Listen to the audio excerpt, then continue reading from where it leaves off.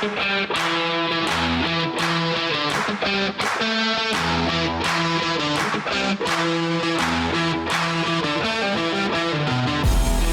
is an excellent display here from Rossi, and very good job.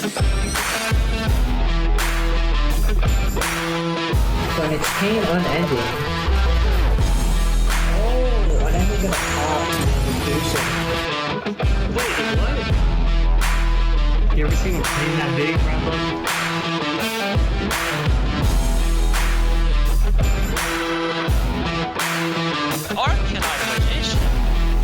Ok, a ver si me sale la... Ouh là là, baguette.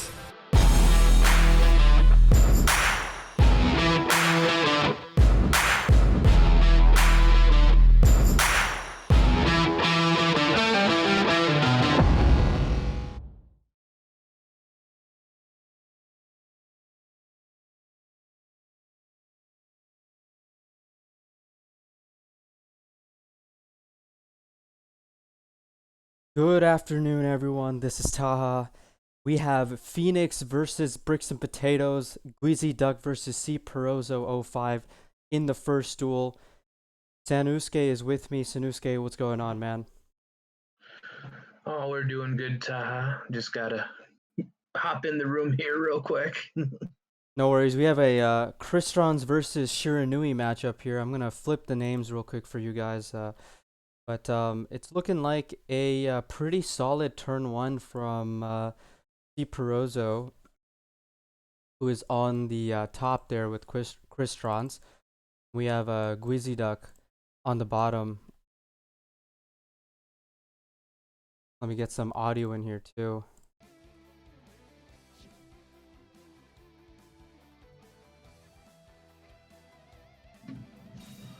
Let us know in the chat who you guys think is going to win this game. Valtheras is going to be joining us in a little bit as well. And we're hoping to give you guys some entertaining content here as we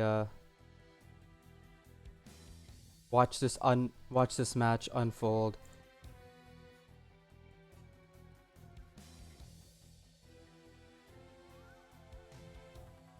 All right.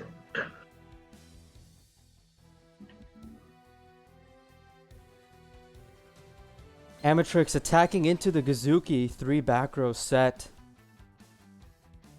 Perozo looking at this a bit aggressively, trying to build board advantage against Guizy Duck.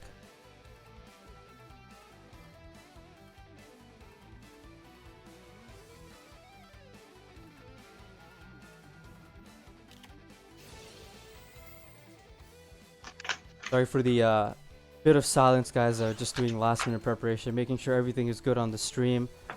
And yeah, and I just caught up with the game here too. So Ballista on the back, that was a good hit. Oh, SSA. yeah. Definitely a good hit. Can't chain it obviously because he just set it this turn. Hope the game isn't. All right, I think we're good now. I just need to. So he definitely has a level 6 summon from Grave. Ooh, Squire off the top. Ooh, that's a good top deck. I mean, I don't know, what was it? I forget the guy's name already. The guy who went 10-0 today. Alicorn. Just drawn Squire. Yeah, Alicorn. I mean, not turn 1 Squire, but still pretty good.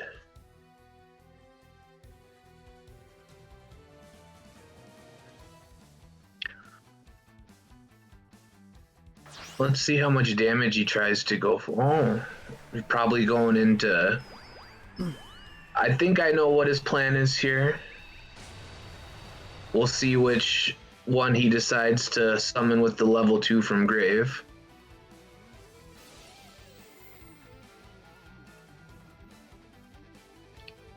Let's see if he's going to go Hades here. That's what I think he's going to go.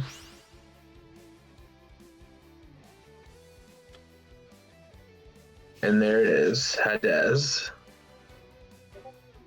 So he really needs that second SSA one time. Oh my goodness. Wow, he actually has it. That's extremely clutch. Makes you wonder if he's That- playing 3.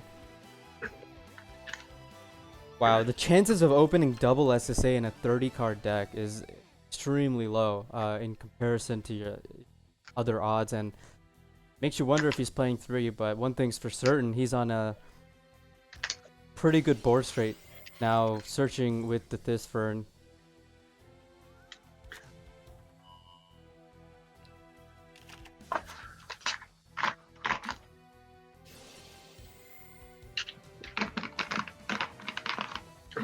I mean, we'll see what he discards here. I'm guessing. Oh, another Thisburn. Oh wow, He might just be going for game right here. would not be a bad choice. He has resources for next turn too, in case he's not able to close it out this turn. I mean, this is looking so good for Perozzo.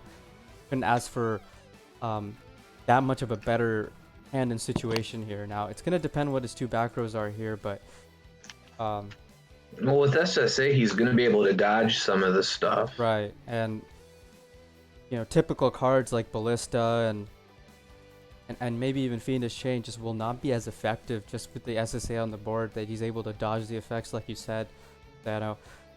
I think we're going to be looking at a potential Game 1 victory from Bricks and Potatoes. Typically this matchup, people dispute who is favorable in this matchup, but I think it's... I think typically, from what I've seen, good Crystron players usually don't really struggle much in this matchup. What do you say about that, Sano? I mean, I think a lot depends on who goes first and how said player opens up. I kind of think those are the biggest determinants. And I mean, given equal hands, I mean, Cristrons usually have a lot of survivability, but I mean, Shiranui can go for lethal out of nowhere with the level 8. They can pop a bunch of shit. Speaking You of know what I popping, mean? speaking of popping, the Coral Dragon's gonna pop the Hades, and he's threatening lethal here. 2 sets, and there it is. Game 1 going to C Perozzo. We also have Valtheras, also known as Stick Chair, joining us on this cast. What's going on, Val? Hey, what's up? I just got caught up to the stream, well, the game. Yeah, no worries. So, Nice to be here. we're glad to have you here. Looking at a 1-0 victory, Cristrons versus Shiranui. Dano, any predictions on what Gweezy Duck's second deck might be? Gweezy Ducks? Yeah. I mean, it's always difficult to, think what some teams like, but I mean, it could be Car Curry. They Right. could repeat. I mean, There is a decision might being... be a Cristrons of their own. You never know. You have a very good point about the repeat there. If it is a very... What version of Shiranui was it? I didn't get to see it much. Oh, it definitely looked like a control version. But they are actually going to repeat here. So Phoenix using up their first repeat quite early, and as you mentioned, Santa, I mean, if their second deck is not really favorable, then it becomes difficult to really pinpoint a positive matchup or a positive situation. But we're going on to the next game. I just also realized that the chat in the info box is not even set correct. I gotta do that. I knew I was missing something. So, I mean, let's see here. Who's going first this time? Some people thinking the second deck might have been Karakuri. I think so too, but if it's not a Karakuri deck that's playing Necro Valley or CC, you definitely don't want to be sending Karakuri into Crystron deck, especially if he's playing triples SSA.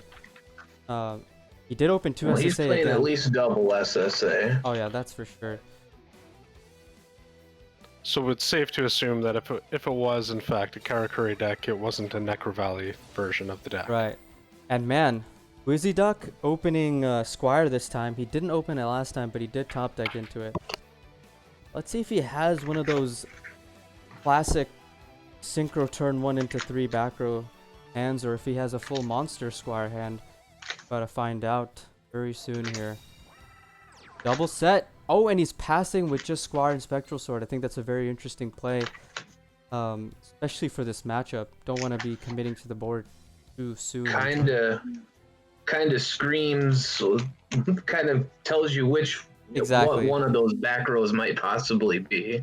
Yeah, and Ballista in the early game can be very useful in this matchup, kind of slowing down Crystron's, but what are the odds it's double Ballista? and I mean, we just saw a double SSA set by Steve Perozzo in the previous duel, so at this point I feel like anything is possible. I mean, another card, that kind of...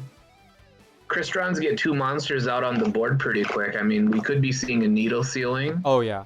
It could be both. The chains are very good. Could be both. Could be one or the other. One thing's for sure though. This set, one of these 2 sets is probably Ballista or Needle Ceiling. You're gonna see the scrap again from Steve Perozzo. It's because it's prismatic. That's for sure. Prismatic draw rigging. Just how proven is that prismatic draw theory? I don't know. Based on I saw Tier 0 versus X Hunters last week. I think that was enough proof for me personally. But I draw my Glossy Gen X, my one of Glossy Gen X controller like crazy. I can tell you that. So you're saying you must have a prismatic merchant. That's the best way to play Karakuri. probably true.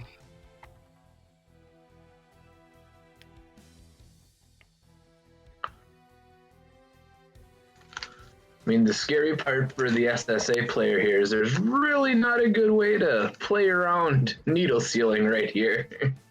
Oh yeah. Like, as soon as if there's a Needle Ceiling, I think we'll see it right now. Like, right now. Or maybe he'll let the level 2 go. I suppose he didn't want to let the Sulfnir get his effect, so yeah, that makes sense too. Oh, there's the needle. Oh, yep, there you are. The second set makes you wonder if that was a Needle Ceiling, what that second set is. It could also be a Ballista regardless, but it makes less sense. Obviously, if he drew Ballista at the end of the day, but it would be very interesting to see. Turtle effect. Yeah. I think it would have been safe if it was a Ballista. He's a chance to not use the Needle Ceiling and use the Ballista instead for disruption. But Well, that turtle summon was pretty huge for C. Perezzo right there. yeah. Having a Citri on the board, especially in situations like these where you have nothing else on the field, an opponent having a Gazuki, very, very important to have that Citri there just for that synchro summon in the main, or sorry, in the main or the battle phase. But Gazuki Solitaire. Best card for Guizi back there right now is a Fiendish Chain. Oh yeah, that would be super Best game solid. if it's Fiendish. Well, banishing Solitaire and the that he just milled and the level 2, gonna use the effect of Solitaire. You know, usual Shiranui stuff. Like you said, Sano, he's threatening lethal here if he does have a Fiendish Chain, and I'm sure Perozzo's reading the delays here if it is one. Inevitable doom potentially.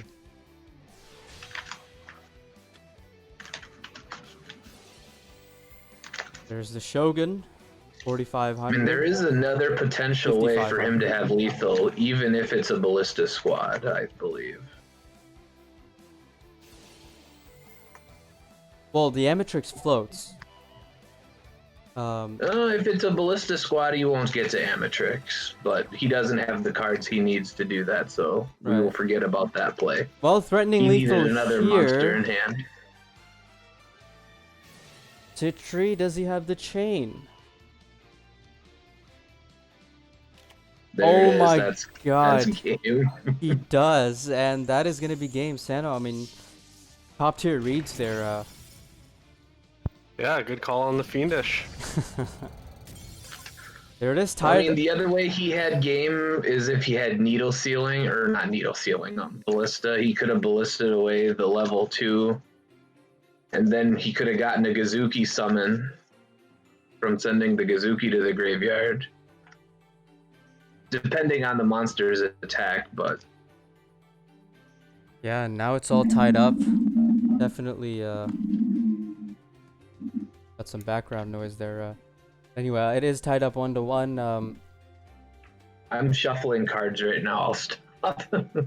No, that wasn't what the background noise was. It sounded like a motorcycle in the background. I don't know. So what are you thinking the second deck is here for Perozo? Could actually be a few things, but I think Cristrons are a pretty flexible deck. right, and I think his second deck could be a teched out Karakuri deck. It could be a Shiranui deck. It could be even some sort of rogue deck. We've seen some players play Cristrons with Cyber Dragon as of late. There's a Well, we're about to find out, that's for sure. oh yeah, definitely about to find out, and we're going into the next game. Players tied up 1-1 right now. This match is extremely close, and this game coming up right now is going to be crucial to see which team is going to take the early lead, and more importantly, the counter pick advantage. It looks like it might be a Shiranui mirror. Oh wow. Possibly. Yeah, that could be Question mark. level log with Sarah, right? Yeah, it could also be restart. I don't know if we missed the delay for the restart or not, but it doesn't I look like didn't see Guizi. one. Not the worst turn one by Guizi. Going first with triple back row and probably a spectral sword there. No squire like last time, but in response, Perozo, who is now on the bottom, unfortunately, to change that. Floodgate on the Solitaire. Excellent disruption.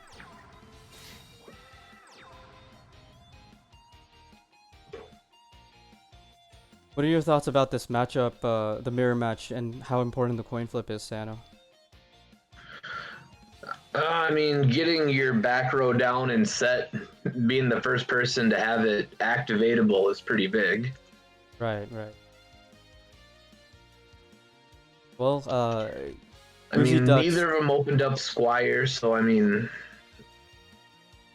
the back row, if nobody's opening up Squire, nothing crazy like that, the back row is what's going to decide it in the early part of the game. Yeah, and both players opening similar on the surface level, similar boards with the triple back row monster. Now, the major difference being a solitaire here instead of the level 2 that Wizzy Duck opened. And man, Ballista with level 2 is just so strong. And he hits the Fiendish Chain, which in the mirror match can be a troubling card.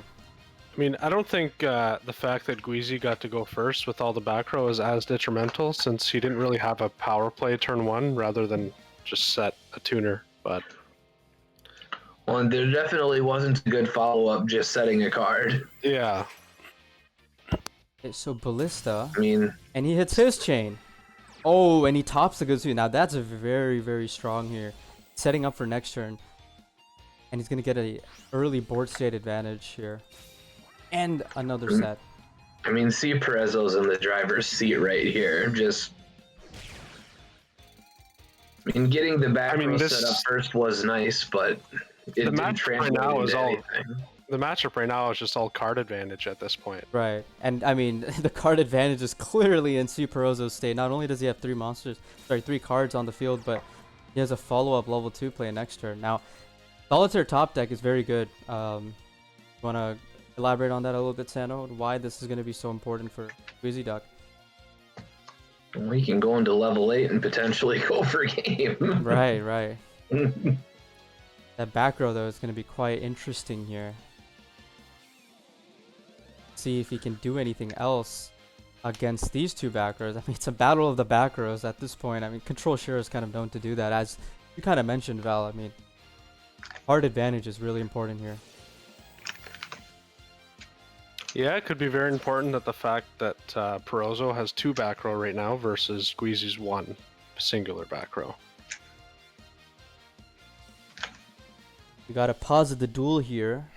Some thinking going around from one of the players. We're not sure who, but surely we're gonna see a level 2, and we do.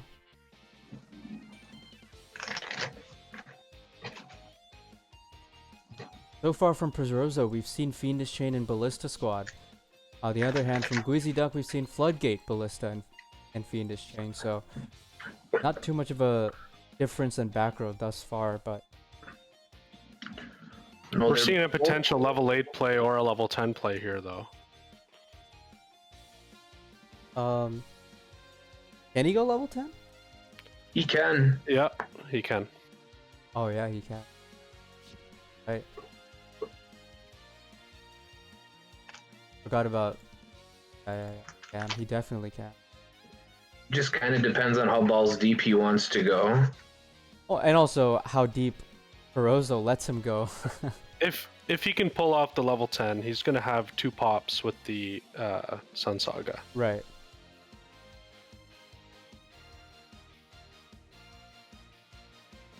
He's thinking hard though. Maybe consulting his teammates, asking them what they might think the best play is. Main thing here though is that Guizi Duck is the one in the driver's seat for himself. He's the pilot, and he's the one that probably knows what the delays are for the back row if he can get a solid read on them. But going into the level 6 here, are we going to see? Oh, that's big. Getting rid of one of the back rows. That I is think he's going for extremely- game. That's extremely huge. Oh, hits the Fiendish Chain too. He's going for game right here. There's the zombie skull. Just Oh depends man, on what that other back row is. dude, Chain was such a good hit here. Wow.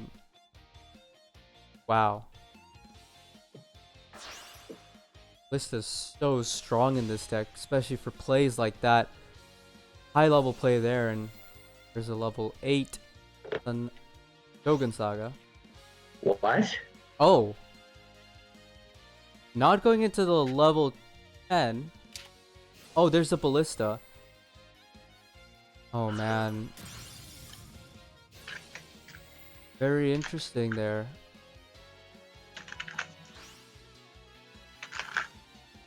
I don't think he had game there anyway, but I think it's No. If you, well, yeah, I suppose he would have needed to have summoned the Samurai Saga for the lower of the attack. right, but man, this is game. I mean, Yeah. He- Yeah, it's It's over. reverse game.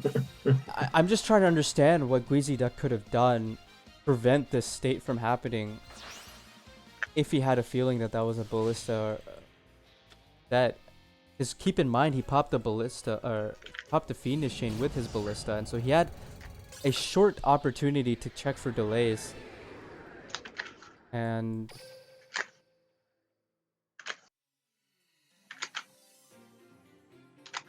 I really wonder if he had an opportunity there, but Bricks and Potatoes going up 1. I think it might 2 have to been a 1. little better if he.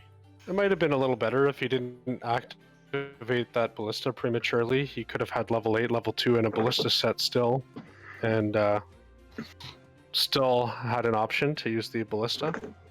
I mean, maybe he was worried about a floodgate. Yeah, it looked like he was trying to hit. But- He was probably reading. It's hard to read multiple back row that Yeah. when you started off with triple back row, but he's probably thinking maybe it was a floodgate with the chain or another. I mean, doesn't seem like he. I don't know, well, as commentators and casters will, very tough to see the board and the game from the eyes of the player, since spectate mode does not give us the We don't see the delays. the information on delays, but we also don't see their full hands in back row, so we don't know how they may be thinking. at the time. We don't know that they may have a ballista set or something else like that. But regardless, a very solid start for Bricks and Potatoes. 2-1. Perozo doing his job for the team, putting them in a pretty good position for the rest of the game. Counter pick advantage early in a Team Wars match is really important for success, but still not over yet. It's very early into the game and many opportunities for Phoenix to take the lead, but keep in mind Phoenix has used one repeat already thus far, so have to keep that in mind and see how that affects the rest of the game.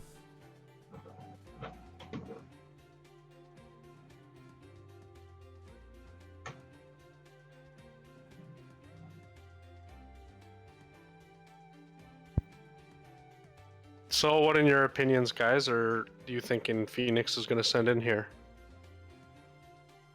I'll let Sano chime in on that first. I mean, something with Necro Valley, if they have a Sealed Tombs deck. Yeah. It just depends on what the team likes, We what have they've tested. Brandon on the table. Looks like it's Bandit Keith.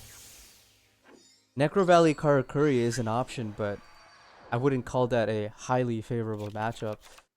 Oh my god, We this got set. 22 cards, so it's looking like restart. And that's a restart delay for sure. Yeah, so we're looking at Karakuri, in my opinion. Right, looks like they're sending in Necro Valley Karakuri, I would assume, into Control Shiranui. Now without Necro Valley, this matchup is actually really coin flippy, and most will say without the Necro Valley, it is in Shiranui's favor usually. But the very bold words "but" is that if they open full combo turn 1, whether or not they restart, it is extremely tough for Shiranui to do anything. And if he has a Necro Valley too, consider this game absolutely over. It looks like he does have that full combo that we were talking about. Oh, he's got full board for sure. It's going to depend on what kind of cards he has spell and trap wise. Well, he's going to get another draw here on this turn. And since he opened the Ninishi, he's not going to get the extra search with the merchant, which does use an extra merchant to do that play, but won't be able to see what he actually has. Now, gonna be interesting to see whether or not he goes level 5 here or the Ninishi. I would expect the... Oh, okay, he's playing a level 4 in his deck. I've been seeing a lot of people today playing Hypa. Yeah, a lot of people going back to Hypa. After the nerf, many moved over to the 1400 level 4, and many others just started playing triple level 5 and settled on that. But Brandon, come on, man.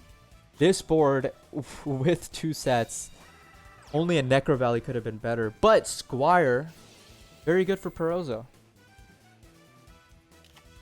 Is there? Oh, there's cash in. That's very good for the Karakuri player.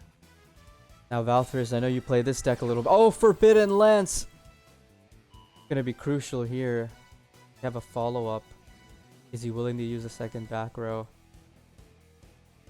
Thinking about it. Is it a chain?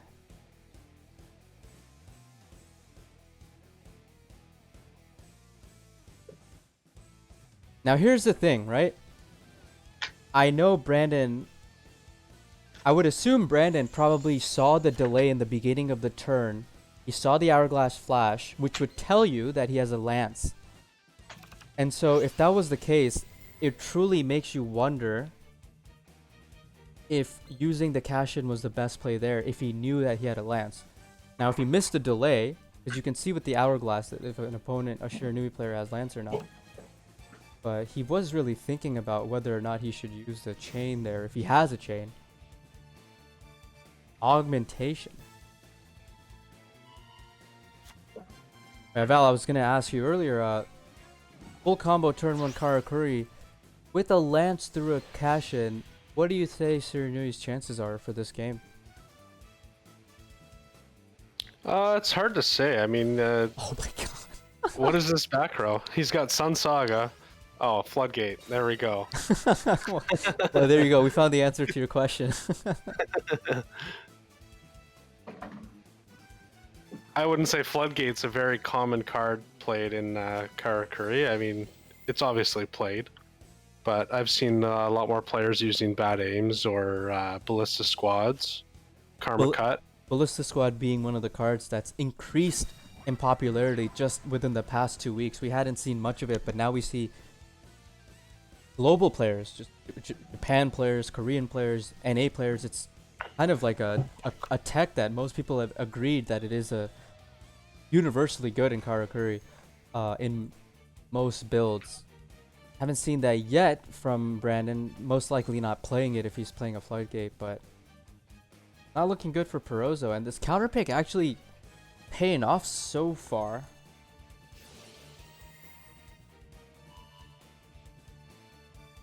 Does have extra disruption potentially for this level 6 that's coming.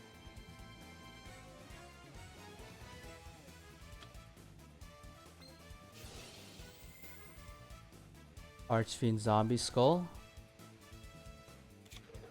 I mean, I wonder if him putting the Hypa into defense kind of gives us a little insight into what that back row card might be.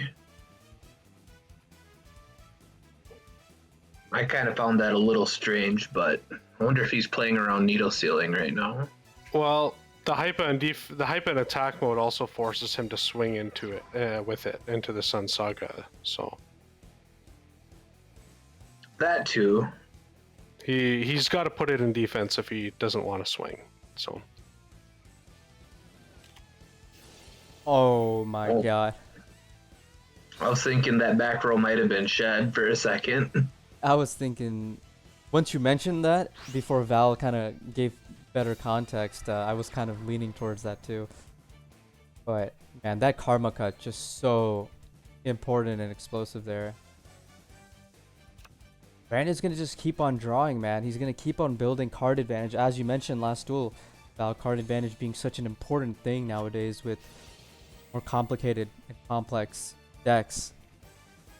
I mean, this is one of the reasons why Karakuri is such a good deck, because of the amount of card advantage they can build.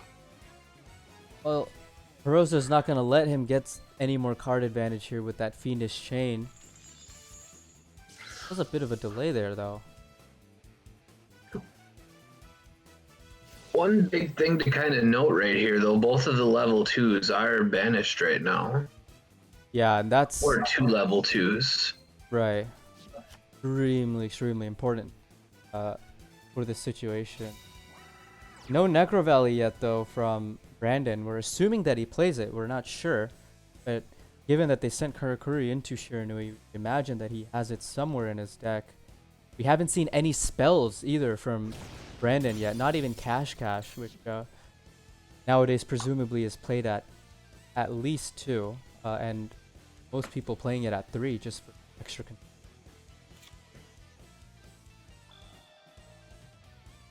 Again, like you said, Sano, both level 2s banished, so there's not much explosive plays that can really be done. I think Perozzo's best bet here might actually just be to scout out Brandon's deck a little bit here, try to see what kind of back row and techs he's playing so that BMP has the best information possible. Oh, there's the Necro Valley. And that's just a nail in the coffin at this point. Well, he was just simply waiting for a way to out the Sun Saga without having the Sun Saga being able to protect itself. No draw there, obviously, with the chain on the veto. Gonna get a board clear here, most likely, unless back row's gonna stop. No delay, though, it seems. Bazooki effect, potentially. No Bazooki effect. Maybe he doesn't have a monster in hand, or maybe he just declined. Oh, actually, he can't even use Kazuki because of the Necro Necro Valley. Taaha. I mean, he would get the prompt anyway, but yeah, he can't use it. You're right. Brandon was just waiting for Necro Valley to out the Sun Saga, because you mentioned earlier, all his tuners are banished. He's got a Solitary Engrave, so That's basically what he was waiting for.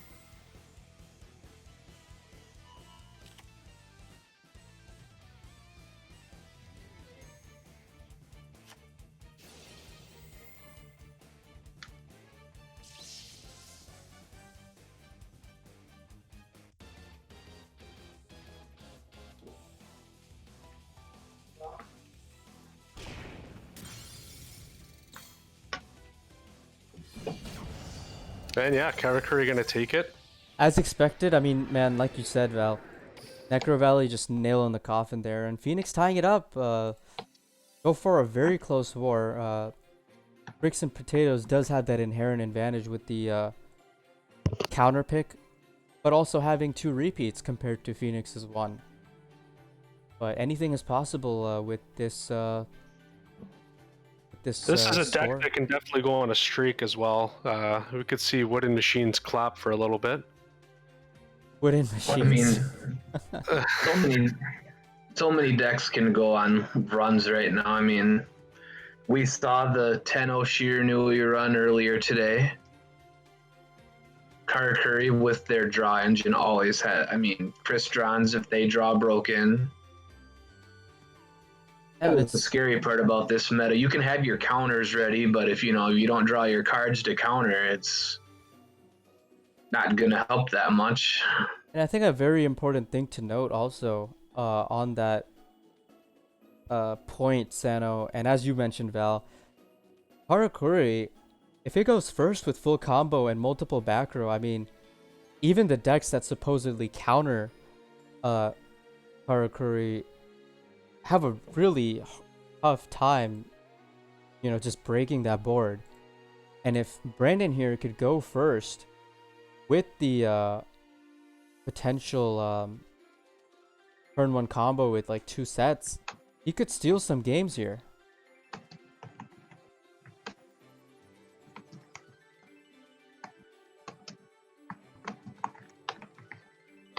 I mean, Necro Valley has the ability to do well going first or second, especially with this Necro Valley build. In my opinion, it's more of a build as a go first build.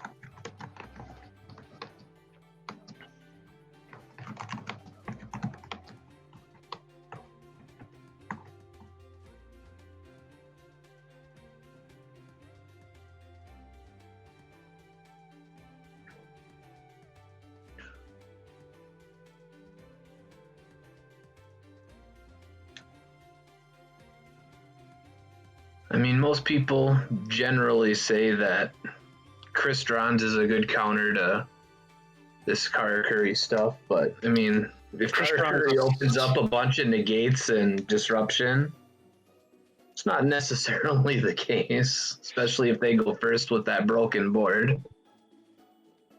I mean, I'm seeing that decks that quote-unquote counter Karakuri do better at countering the deck if they can go first.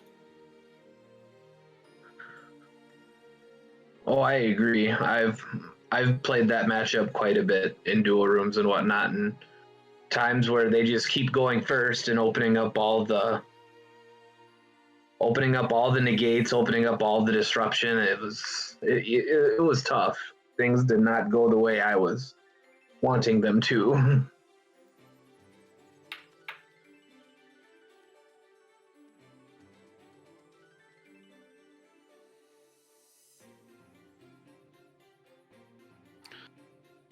It looks like they're taking a couple minutes to decide. Yeah, it's very interesting that Bricks took such a long time here to decide. We do have Soon on the table, but this is a deck, Karakuri, that every team should know immediately kind of what they want to send into it. But it seems like they have a bigger picture in mind here, given that Brandon has 2 decks remaining. Perhaps they're looking at maybe sending a deck, maybe taking a gamble so that they can push ahead with a 4-2 lead here if possible. But another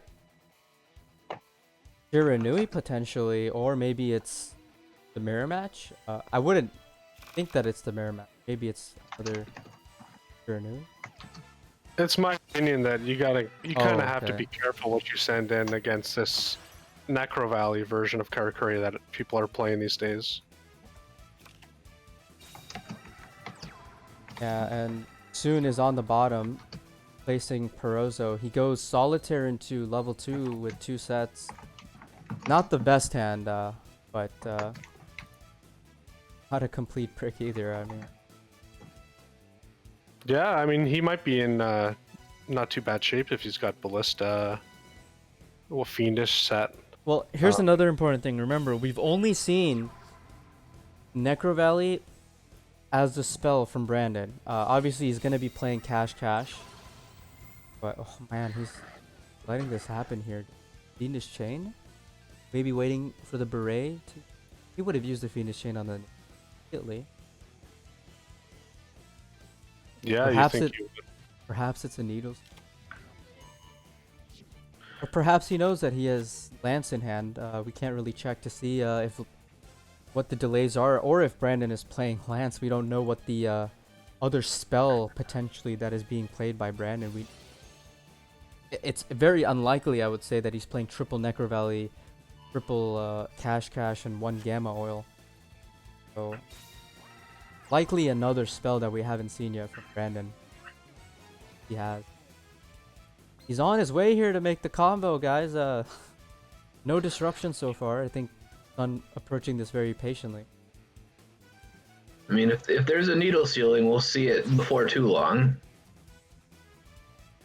Well, no needle there. We're seeing a Beret coming out. I mean, he might wait for him to get all his monsters on board. Yeah, maybe he's just hoping that he can exhaust his extra deck a little bit.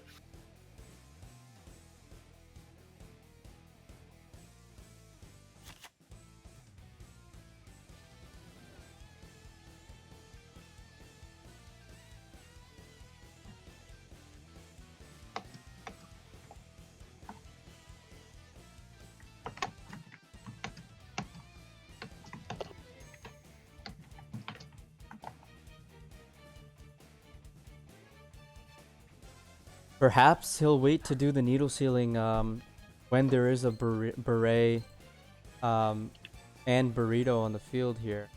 Soon is thinking about it. I mean, we're assuming an awful lot right now, though. Oh, there it is. No more assuming.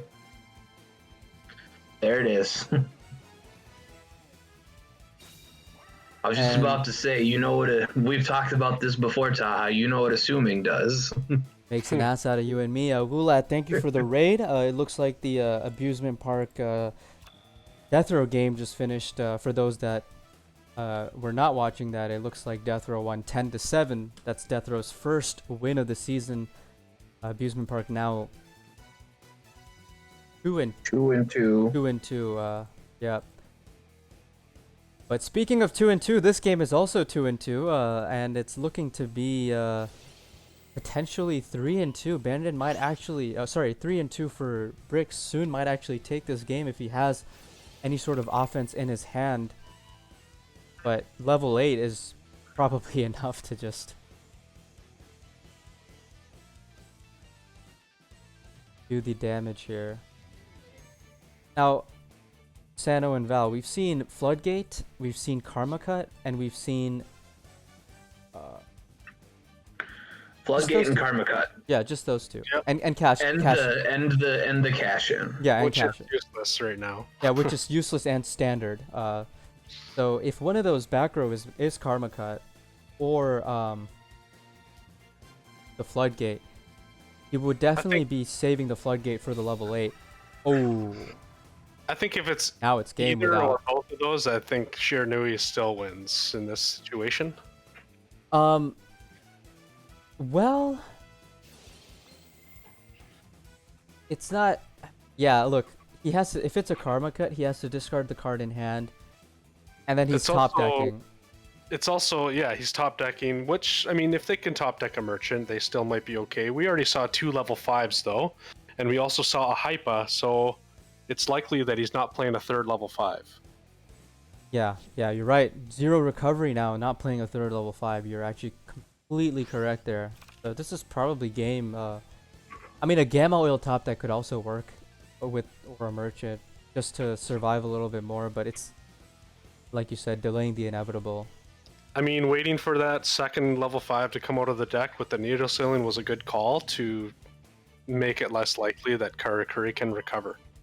Yeah, very good play there from Sun earlier in the game, and I think he recognized that Brandon was not playing 3 level 5s, given the ratio of the deck. Obviously, if you're going to play 8 monsters, 3 has to be Merchant, 2 Ninishi, 2 level 5, and 1 Hypa. It's possible. He's playing Fiendish Chain too. Yeah. He's got an awful lot of back row.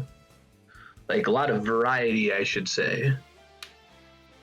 Well, That's good. It'll keep the other team guessing, right? yeah, that's actually a very good point there, Val. Oh, he's not going to be able You're to starting get to- lethal you're because of the. starting to think about how many Fiendish he's playing, or how many Flood he's playing, how many Karma Cut is he playing. Well, it might not matter after this game because it seems like Shiranui might take the lead here. As you said, as we talked Yeah. about, actually, there's pretty much no recovery for Brandon here unless he gets a Gamma Oil or even if he has a Gamma Oil, he's gonna have to rip it off naked top of the deck because if he searches it with Merchant, Merchant's gonna have to attack into the Gazuki unless he has a cash. I mean, I think it would be worthwhile for Brandon to try to grind this game out as much as possible, even though he's guaranteed a loss here, given no recovery, just to see a little bit more of Sun's deck. I mean, so far what we've seen is a needle sealing. Everything else is fair game as far as Shiranui goes. Now, we could see a Gamma Oil here. That would certainly be helpful for him. Oh yeah, that would be really helpful. Now, he hasn't summoned the burrito yet. Ooh, cash cap. Okay. Okay, so he hasn't actually summoned the level 5 yet. So actually what could happen here, he could search the Merchant, summon the Merchant, search Gamma Oil, go into level 5, add Merchant back to hand, or add the level 5 back to hand. He And could go- have also searched the level 4 and gone into Rado as a play. Not sure if it accomplishes too much, but Oh, well, what I was going to say is I think going Merchant was better because he would be able to go into level 5 and then add the level... go into the Musashi, super heavy card, and then add the level 5 back to the hand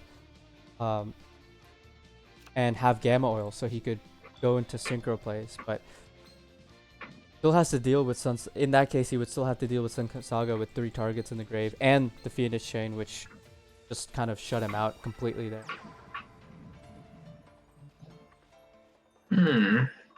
the Sun Saga is... Oh my god. What? Oh my god, it's a Trishula! He's playing Trishula! And look at this. He's gonna get to summon the level 10 back to the field. Oh, that is devastating. He didn't even have... I mean, this is really good information for Phoenix. Really good information. Now he knows that there is a Trishula in Sun's deck, and there's the Karma Cut. I mean, come on. That's what, his second Merchant? Yeah, I believe so. Brandon's goal here is to see as many cards as possible. I think it was very important that Brandon did not scoop earlier in the game. Seeing data is very, very important, and maybe knowing that the Trishula is in the deck might help them later in this war. Maybe if there's other Shiranui decks that Bricks and Potatoes might be playing, they could have their own. They could have Trishula as well, but obviously no chance to even win. Survive past that turn. Gonna scoop it up.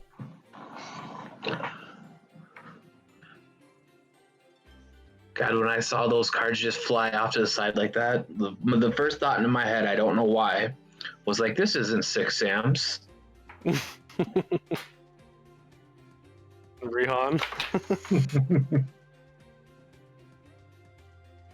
Alright, Brandon back on the table. Swift change of decks. Oh.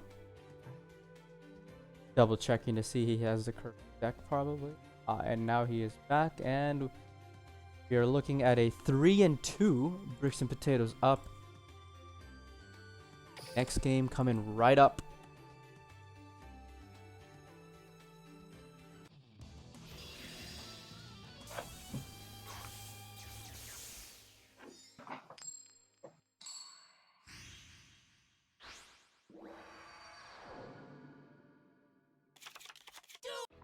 What It's the looking hell? like level dupe. Pretty sure Yuma has level dupe. Yeah. This could be level dupe Crystron. That has to be it. Yeah. Yeah, that has to be it. Again, Solitaire turn 1 into level 2. Does he have 2 sets like before, or is it just 1? 3? Oh my, triple set. Strong opening. Not amazing. Well, actually, I don't know. Maybe it is. Maybe it is amazing. Not perfect, but still solid. But Brandon, Undyne, Sano, you know a little bit about this deck. Talk about how big Undyne is in the opener. Well, I mean, it pulls a card out of your deck. The mill, even if you chain it, it goes anyways because it's a cost. The only thing you would negate is getting the controller to the hand. I mean, as long as you don't have all of your controllers in your hand, it is the ideal starter. And it's just important to, get your plays going. You get a little information depending on what they mill, obviously. Whether they're milling the Sofnir, the Thisvern, or why am I blanking on the other one? The gray one. Smiger? Young Smeagray, yes. That's that old man forgetfulness, eh, Sano? Maybe. I'm starting to get up there. You're getting close to egg here. I've always been close to egg, unfortunately, in age. And it's, I mean, I'm not getting any closer, but I'm not getting any further away either.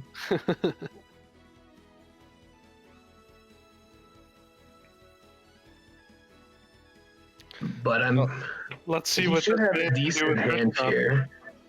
I mean, maybe this man will play like a god and put the Jesus Christ and Christron. Who knows? I mean, he hasn't made any plays yet. I mean, I'm assuming he has a Smiger or a Turtle or something along those lines in his hand. Maybe he has the impact or the entry to discard with Self, but I mean, we all know this, kind of the play we're all used to seeing is, getting a monster out, popping the Undyne, going into the level 2.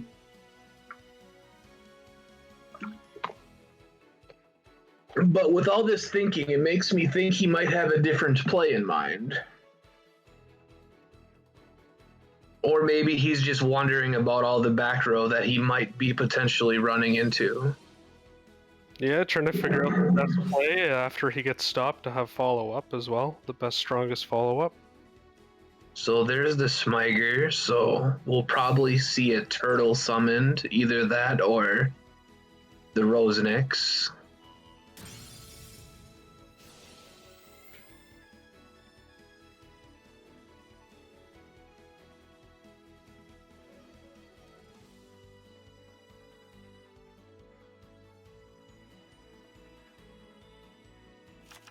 There's my boy ASAP, just chilling out there in defense.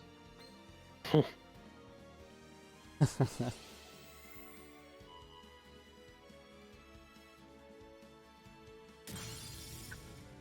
was an awful lot of thinking for just kind of the standard Crystron setup. I wonder how much time he wasted, or I wonder if the delay was on the Shiranui player.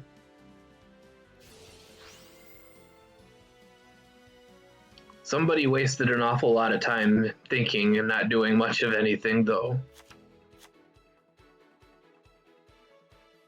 Yeah, that can be detrimental in the Crystron matchup as well. Especially for a Crystron player, if it was his time that was being used. Yeah.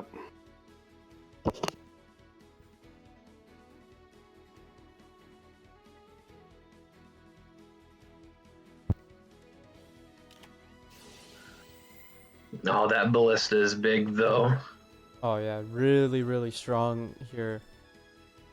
Again, Val, card advantage, as you mentioned. End phase ballista on the Citri. Oh, But we got a Wow. lance. I guess you should have waited for draw phase. Well, it's some Yeah. smart playing to keep the lance in hand, that's for sure. actually, that's very interesting. It was the end phase. Citri is dead in the end phase. It can only be used in the main phase or battle phase. So I'm surprised. Maybe if the delays weren't red there for the lance, or perhaps he didn't get an opportunity to. I feel like I can't There was remember. face-up monsters for most of the turn. Well, yeah. There wouldn't have been any delays from the Crystron monsters. Well, here's another point, Santa. Though, if he used it in the draw phase, he wouldn't been able to do what he's doing right now with the level 2 banners. So. No, I mean, yeah, I mean the lance would still be in hand, obviously. Yeah, and he would have nothing on the board. So I think this I mean, turns out to be always better. that set is the impact that he searched. Yeah. Level 8. It's just smart, just knowing that he would have to get rid of the spectral sword in his end phase. It's smart to keep the lance in hand for that possibility, right? Yeah. Wow, I think that's Squire off the top. This is gonna be some major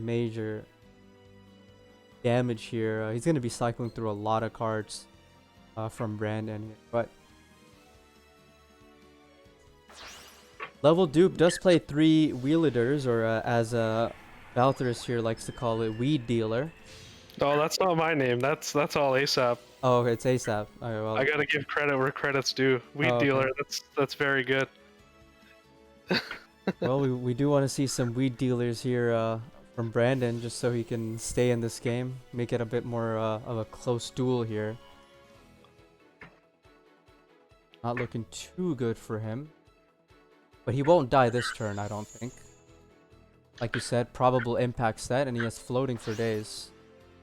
If that is impact, he should have It's impact. He searched it. and chained the Possible Just he give kept the it in hand. back to the graveyard, because that impact is going bye-bye. Oh no. It's impact. Yeah, it's gone. Yeah, I mean, it's possible he wouldn't have said it. He could have made the opponent think it was an impact and set a bluff instead, but ooh, that's gotta hurt. Now, only impact is gone in the grave. We'll see what the Crystron player potentially has some strong follow-up, though. Especially with the skill, you can pull some stuff out depending on what's in your hand. And Turtle and Grave always gives you a lot of flexibility with your plays. He does have the impact engrave to negate something. Here we go. The level dupe coming out.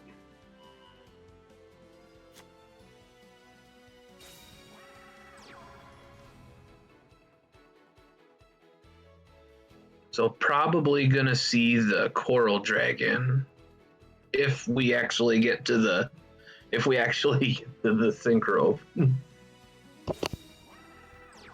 Oh, Quarion is being attempted. And the weed dealer's gonna get hit by the floodgate. Or weed dealer. Out here dealing too much. Get hit by the long dick of the law. Law enforcement flipping weed dealer face down. No more dealing for him.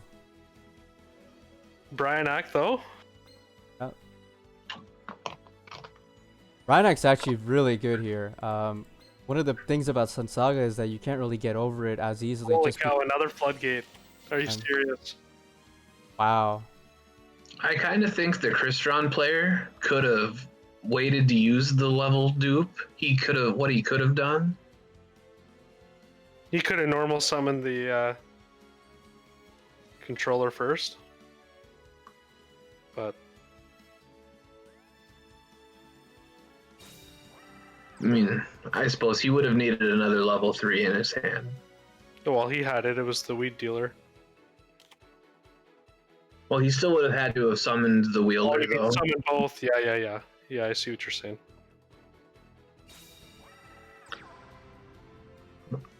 Just setting up a wall. We have a Trump supporter here. Da-da-da-da-da-da-da-da-da.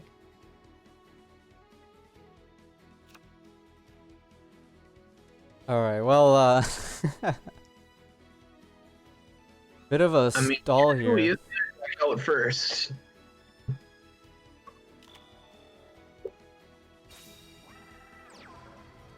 Both level 2s are engraved though right now for Shiranui, so eventually they'll start to get ahead.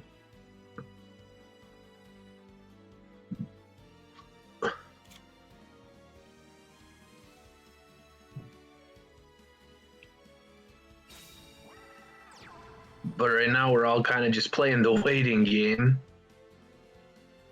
Eventually I think we'll see a ballista squad from the Shiranui player to get the level 4 engrave. Yep, and there we go. And then they can start beating face with the monsters. Probably gonna see a Hades coming out.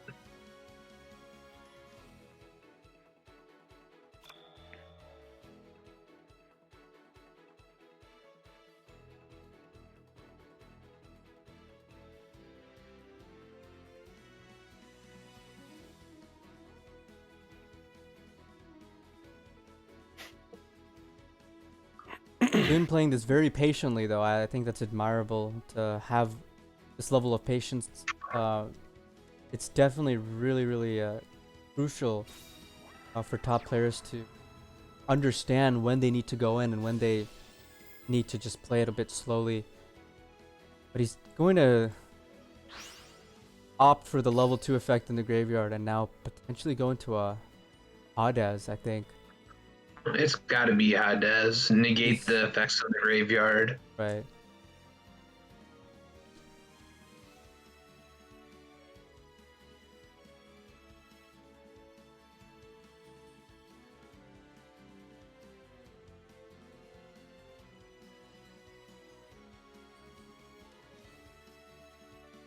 I mean, we already know what the two monsters are closest to the extra deck, so the first monster to go down will be the one closest to the deck, I'm guessing. Yep. Yep. Which makes sense. Goodbye, Brio. And chipping away here. The wall is 1/3 destroyed. Sounds like it wasn't a very well built wall. It was just a chain link fence. It wasn't a wall. Trump, obviously, so they were the corner. Okay, let's just stop right there. Alright. Wait, is he playing 2 Impact? Or oh my god, he is. Yeah. Oh, he's playing 2 Impact. Now I don't know much about the level dupe version of the deck, but perhaps that's a normal thing for it. Yeah, we got Wulad in the comments calling you out, Taaha, because, yeah, it's normal. Okay, well, hey, look, I acknowledged it, alright? I'll take the L there. It all comes down to player preference, obviously, though. I mean, it makes sense, dupe not needing.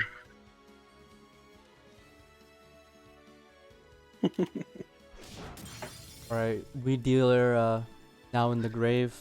I know you weren't calling him out, Wulad. I just wanted to pump his tires a bit. Someone's got to pump Taaha's tires. Weed dealer placed in jail. But Impact gonna live here. Unless there's another ballista squad. That's absolutely true. Or a needle stealing. How savage would that be? No way. Oh my god. Oh my god. Didn't have to do him like it, but hey, guys, remember we were talking about this. Bricks and Potatoes took at least like 4 minutes to decide who to send in, and they sent in Shiranui into Karakuri, a lot of people would not, quite frankly, have the balls to do that. But their Certainly goal, paying off for them right now. oh yeah, their goal was to go +2 here, and they did just that. Soon now 2-0 for Bricks and Potatoes, and this match is slowly slipping away from Phoenix.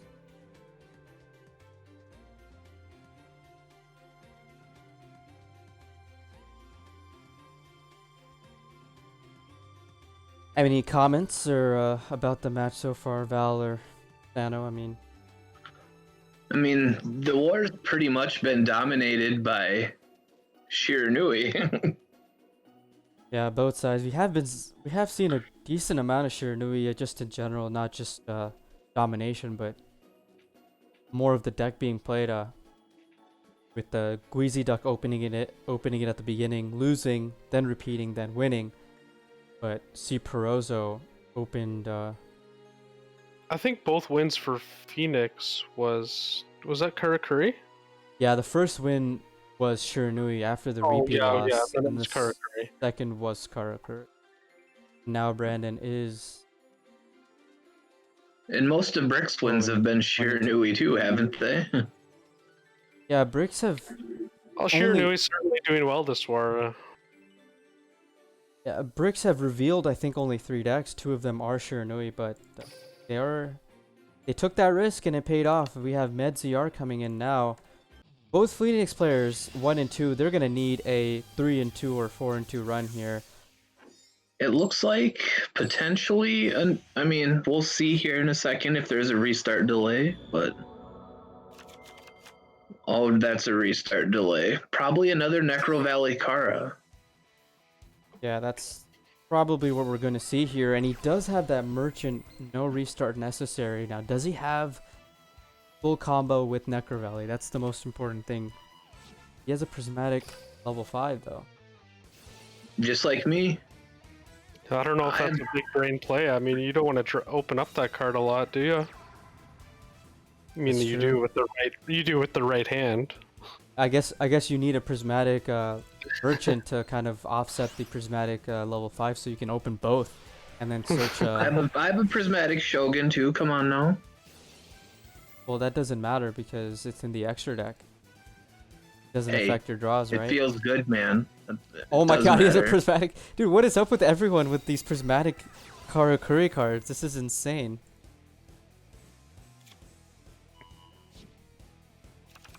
Yeah, so it looks like we'll see the level 7, level 5 opening, couple back row. Yeah, he's gonna end with a It's a strong opening. Follow-up potential. right.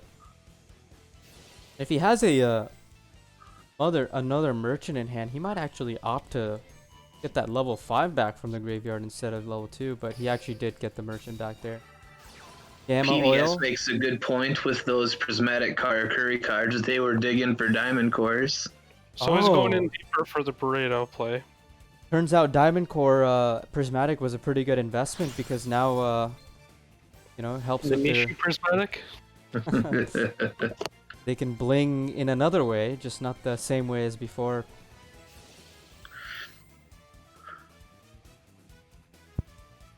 Not only just flip coins, but digital flip coins. I do want to make a comment though.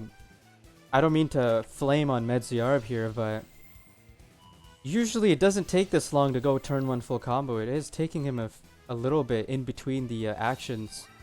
Time is of essence, and it take him probably 40-50 seconds to do that. There's not much decision making with Karakuri after the initial. It's less of a deal for Karakuri than it is for other decks. Look, here's Crystron, if you waste too much time, that's a big deal. Karakuri, if you waste 20 extra seconds on your first turn doing the full combo, guess what? You're probably not going to need those 20 seconds. DC. He's going to get 2 draws here. One from the draw phase and one from Burrito. Now, Sano, on to your point. There's not much thinking to do when you open Merchant either. Oh my god. I agree, but sometimes I'm playing with my mouse on my belly and it takes me an extra 20 seconds. Oh man, I'd hitting like to the comment on the fact just how powerful Karakuri is. Starting with 4 cards in hand on his turn 1, finishing with 7 cards. dude. He hit 2 really strong cards too. That last one 2 is. Cosmic Cyclone. Oh man, he's going for it here. This is a fiendish. Sorry, if this is a ballista, it's being forced out right here. I mean, it doesn't matter if it's Ballista, it's done. Yep. Yeah, it probably is ballista. There it is. There's the delay gone. Man, he sniped both correct cards there to have lethal that turn. Assuming that was a ballista. Could have also been. mean, yeah. He needed the needle ceiling, that's Oh all. yeah, without a doubt, he needed the needles. Yep. But hey, look, Soon did his job. He won 2 games, off of 1 deck, and now he's 2-1 with a chance to use his second deck. And they. Decks already. Holy cow! Sorry. He like left the table and came back in like half a second. Oh, now he's gone again. Probably just a I was glitch. impressed for a second. I was like, man, he knew what he was doing. He knew exactly where he was going. He must have just had to slide it over once. Yeah, potentially. Well, yeah, I guess so. I mean, what character was he using? He was using what's her face, Black Rose Girl. Akiza. Okay. Well, Akiza doesn't get restart though, so. Now here's the thing I wanted to comment about is BMP probably ready for their Shira to lose to Karakuri, so perhaps their second deck is something that is built to either tolerate or have a slightly positive matchup, since very, very few decks have a strong matchup into Karakuri right now. It's just Wula far is and ahead. correcting us. Akiza does have restart. Oh, balance. Oh, so Akiza's one of the very few characters that has balance and restart. Paradox Brothers being one of them. But Aster Phoenix, is this Heroes? Or Bring is it this Heroes, balance? I think this is Heroes. I think we're seeing like a Bring It Heroes or something Could be like balance. It could be balance. Oh man, it is Heroes. It didn't. It It is didn't. If it, if he was attempting balance, he didn't build his deck All right, correctly. now let me just make one comment. The open merchant, he went first. I think we can just expect how this is about to end here, the first turn at least. Yeah.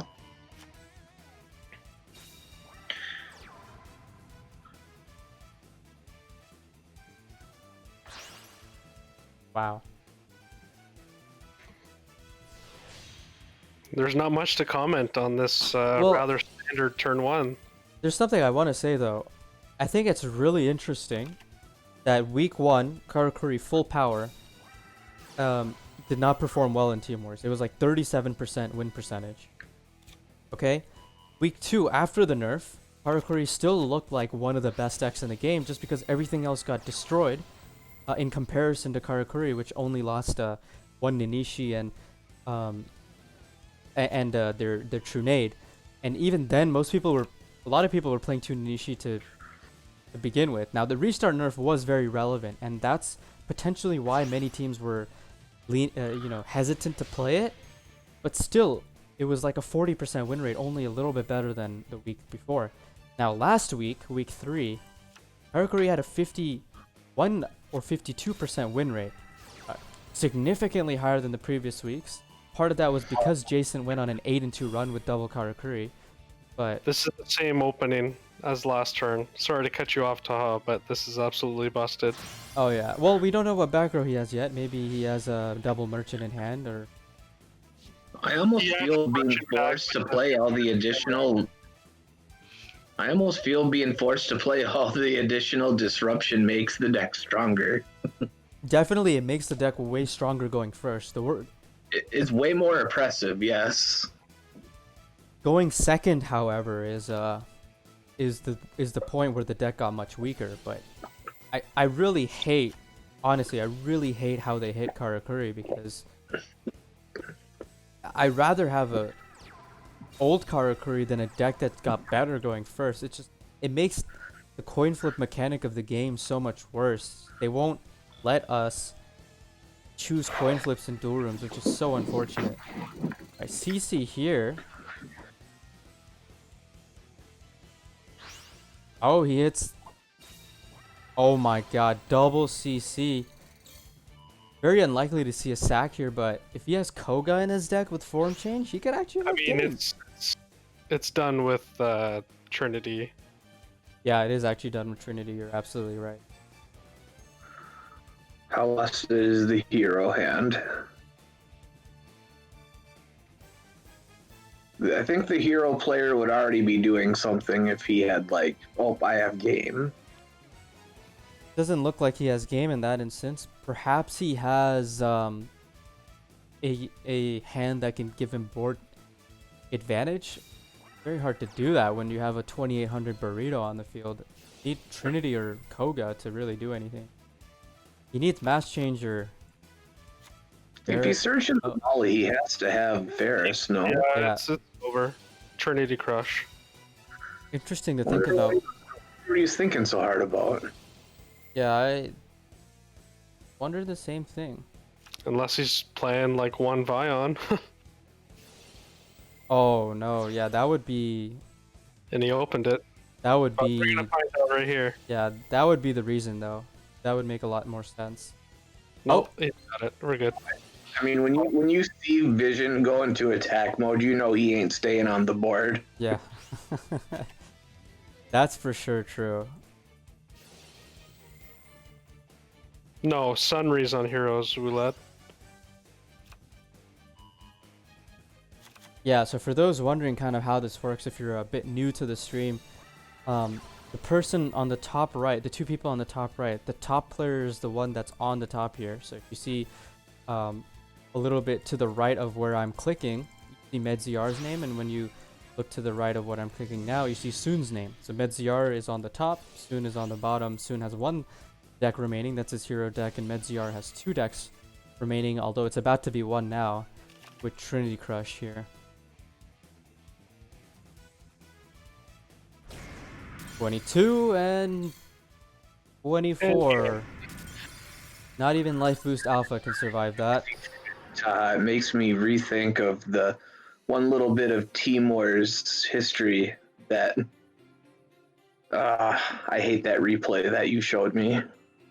Yeah, Sano, for those that don't understand the reference, probably no one in the chat knows what you're talking about, but I'm just gonna flame you right here in front of 100+ people, Sano. I mean, you guys if you guys are wondering who was the on the receiving end of the first Trinity play ever in Timor's, this was before Mass Change came out. It was this guy here, Sanouske. Original dangerous heroes. Yeah. Exactly. He topped that CC though. I had my whale all set up. It ended with the L, man. I don't know what to say. I know. Every time I see Trinity and Timor's though, it makes me think of that. And it hurts. I've got the next game loaded up though, looking like Medziar went in with Yusei Fudo. Yep, and this is either Shiranui or Karakuri. I mean, seems like that's the meta at this point. When you see 20 cards or between 20 to 22 cards. Now we did see a lot of people may question, well no, 20 cards, Karakuri plays 22 or more. Well, we did see Sengao yesterday, and maybe some player on FM, I think it was Sengao, he played 20 cards with Karakuri. That means he was playing 2 level 5, 1 Ninishi, 3 Merchant, 7 spells, and 7 traps, totaling 20 cards. Likely playing a Trunade in there. Zeta was the one that was 20 Kara. Thank you, Hormagon. And Zeta did pretty good at 2 and 2. I think he repeated the Karakuri decks. 2 and 2 with the Karakuri. Pretty solid turn 1 here, don't you think, guys? I mean, 3 monsters on the board and probably 1 or 2 sets. I mean, it looks like he has his. Let me click there. I mean, he's got his grave all set up. I mean, we'll see if there are any sets. Whether he's got some mass changes or some CCs. He probably wants a mass change so we can get popping with the Wind Boy.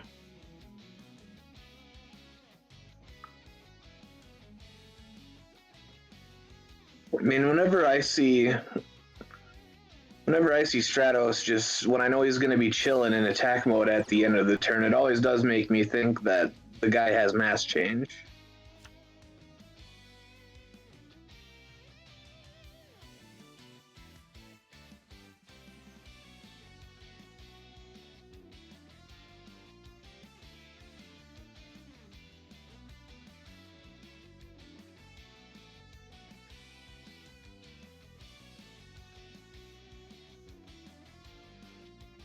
Thinking going around here for Medziar. We've seen CC, we've seen what traps have we seen from him? What do you mean? This is the first Oh, time right, we've seen Med VR play this deck. I had a brain fart there for a second. I was thinking it was still Karakuri. This is probably Shiranui, right? I mean, Level Og, Shira. Yeah. you say it doesn't have level dupe, right? Yeah, it does. Is it 5 to 3? I believe so. Yeah, it is Med 5 ZR to 3. Thank you guys. I'm really bad at this. Poor stuff. And there's the Gazuki. As Jimmy would call it, it's Gazuki deck.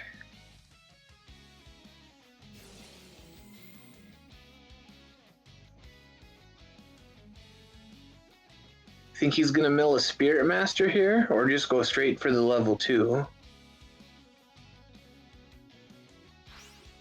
Goes for Spectral Sword. I don't think he's playing Spirit Master. He's playing Control Shira, so he's playing 20 cards. Yusei does have level dupe. Triple back row.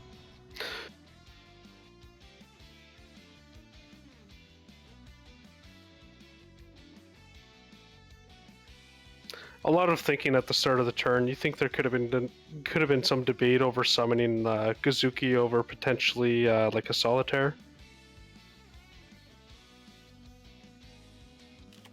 Oh man, okay, so Stratos, so that's gonna be Blast. Oh, That's he's not gonna be strong for the hero player. Oh yeah, he can't even get over the Vion now. He has CC. He's gonna get rid of 2 of his back rows here, and potentially the 3rd one at the beginning of the next turn.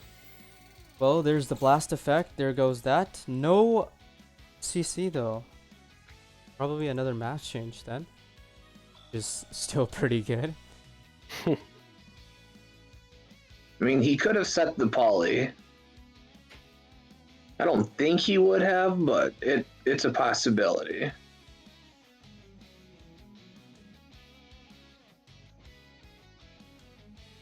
Yeah, you wouldn't want to lose that to, say, a Ballista Squad or something. Or CC.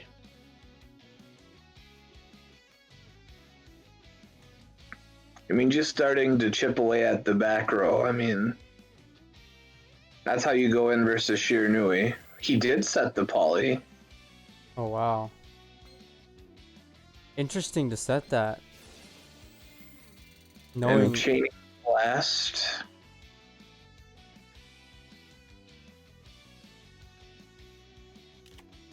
finish.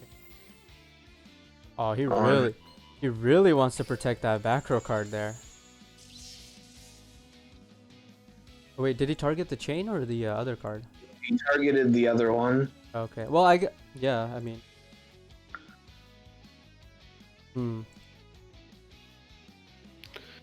Trinity could be game here. Oh yeah. So maybe that's like a Ballista Squad. And Phoenix might, or Bricks and Potatoes might run off with a 6-3 lead here. That's massive, considering the circumstances. Trinity's 150 extra above lethal, but Floodgate. Yeah. No mask change. At least not in hand yet. Yeah, match change is also game. Actually, no. He's gonna get the draw here, so he might have mass change after he sucks up the Gazuki. Ooh. I haven't seen this animation in a long time.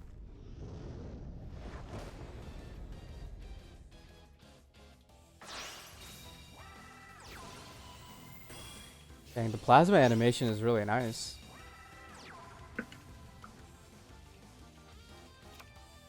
Leaving one card in hand. No mass change? No mass change. That's set highly likely it's a CC. Unless Oh. it's some spice. He might be one of those one Vion guys. Wink, wink, nudge, nudge.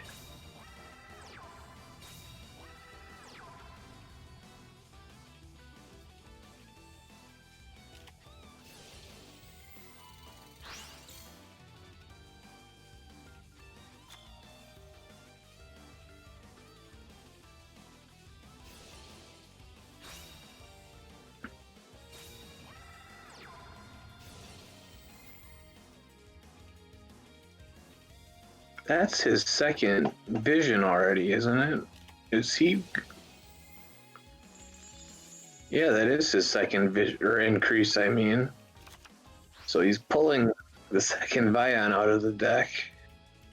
Yeah, I mean, Vion isn't a great top deck right now, so why not? Still 2 mass changes in those last 6 cards.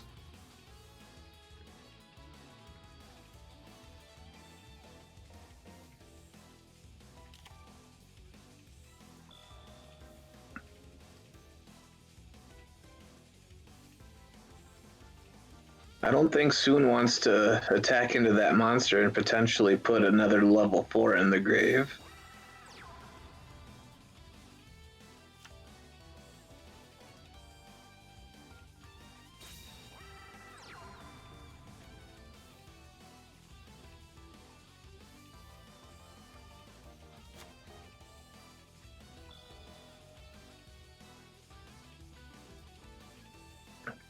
Now that the Shiranui player is starting to build up some back row, I think it's starting to get a little monk ass for the hero player. Well, he has CC here. You could have just drawn the mass change. Final CC of the game. Ooh. No, damn. Or that. Stratos is or gonna the pop the Stratos. other one. Good game. Trade.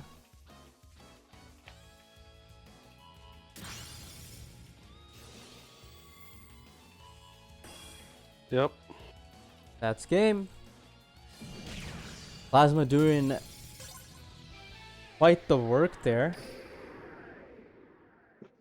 Plasma doing plasma things.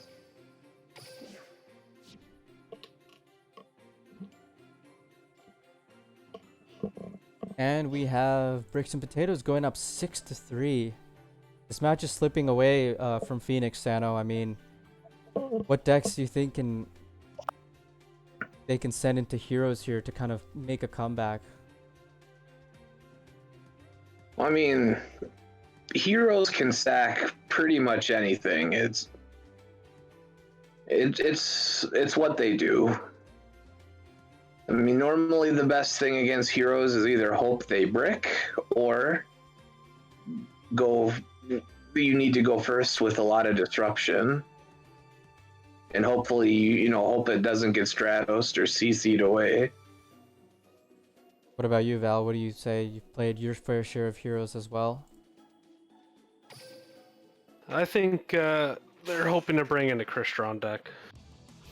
Well, Schofield is here, and we do know he is a Crystron's player. Actually, I don't know if he's a Crystron's. I was thinking of And Metal.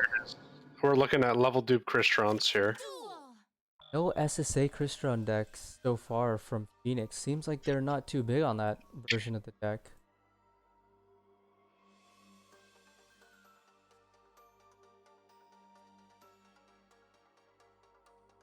Schofield with 2 decks, and Soon with 1. Soon going first with heroes. Ringgit heroes, actually. How do you get the sleeves? Really Which one? The Soon sleeves. They're the KC Grand Tournament sleeves, right? Yeah. Oh, okay. Hard for me to read it.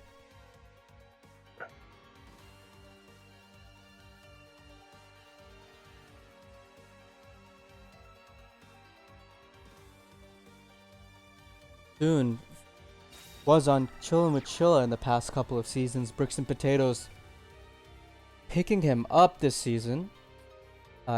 His debut game for Bricks and Potatoes, he went 0-2 as the starter, but definitely redeeming himself here. He's 4-1 right now. Pulled Bricks and Potatoes to a 6-3 lead.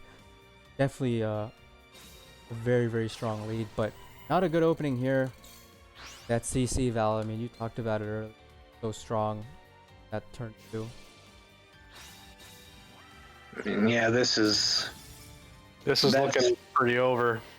It's probably an increase face down, more than likely. Makes you wonder if you open double increase here.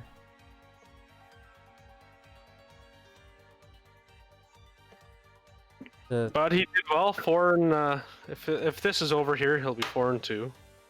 Is still really good, but obviously, Fantasy owners will be pleased.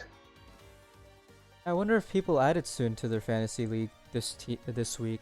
He doesn't.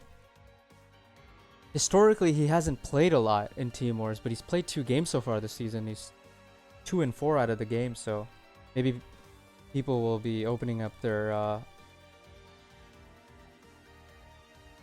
considerations to adding him in future weeks. Well, he has a Sulfenir here, and he's thinking really hard. I mean, maybe he's talking with his team here to see if he has game. All he needs is one more card to have game, to be honest. Lead Dealer is one, Wielder. There are a lot of cards that could give him game. Oh, yeah. A lot of thinking, though. Definitely don't want to be running down the timer if you're Cristrons here, unless you have game. Iger. Let's see what he's gonna grab here. Keep in mind, he hasn't normal summoned yet. Here. But... okay, there's a... oh, I think he's going for game. Yeah, he has game. He does, in fact, have game.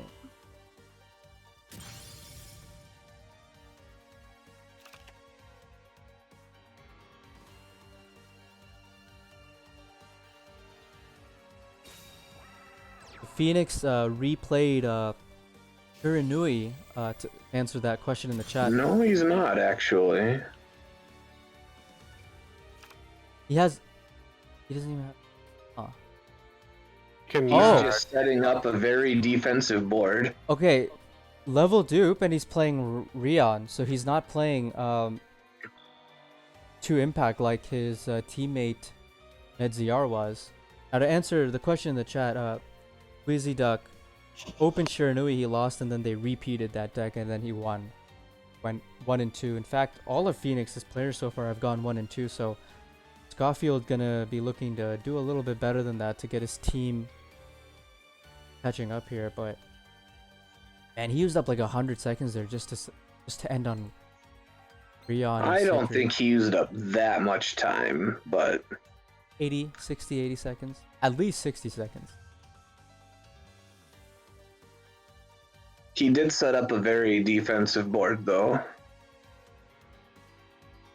I mean, it doesn't look like the hero player has much here, and Cristrons, they will have a lot of ways to go for game next turn. Oh, man. This could be really bad for Cristrons, though. Yeah. He probably just sent that second increase back into the deck. It very well could have. You might almost argue that setting Lance was a misplay there. Because that was probably, I mean, if he did open double increase, that was his only out.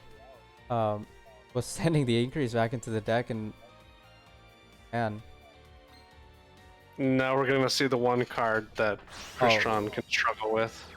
Skip the animation. Apologize, but man, I think that setting that lance was detrimental here. There aren't many ways. I mean, there are ways. The good thing for the Crystron player is that it's only 2150. There are lots of ways he can get out an Amatrix right here and just run it over. We dealer can also deal with it because plasma doesn't negate effects in the graveyard. I think the easiest way though is to just get out the Amatrix and run it over. Right.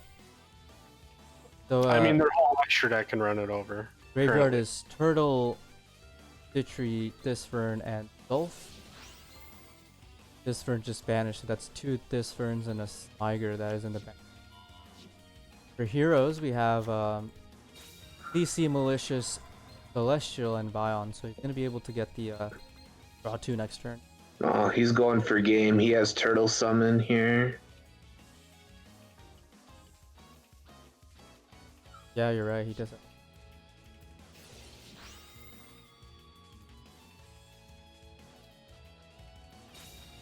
He doesn't even need Wheelator here. Pretty much over here. 3,000 life points, I mean. I wonder if Oral is the play here. Ah, it is. Okay.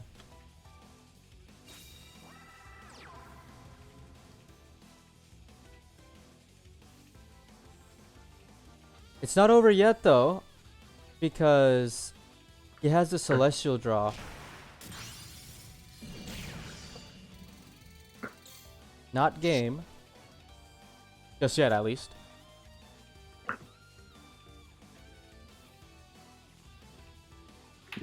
Watch soon top deck of Ferris. Yeah, that wouldn't be very good. Oh, okay. Is that the increase he sent back with Bring It? If it was in fact an increase?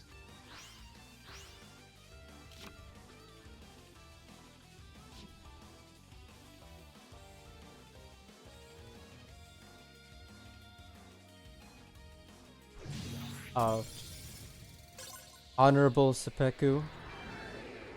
And Phoenix finally on the board after 2 consecutive wins from the hero deck. Rebel thinking that there were 2 masks, but he played himself there. Mask. 2 mask? 0 mask.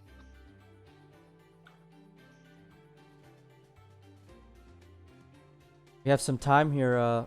Probably gonna get hit with some ads here. Consider subscribing to Timor as you are able to watch all the streams ad-free, get access to participating in Fantasy League, and on top of that, you get access to 15 very, very awesome emotes that we're looking to update very soon. If you are probably watching an ad right now, you probably didn't hear what I said, so for those that are subscribed, thank you so much for subscribing, and hopefully you continue to do so. You're trying to advertise to the people that aren't subscribed. Fortunately. That was a misplay on my part. I will also send you his personal Instagram account. I don't use Instagram. It's a secret Instagram account. He just doesn't tell many people about it.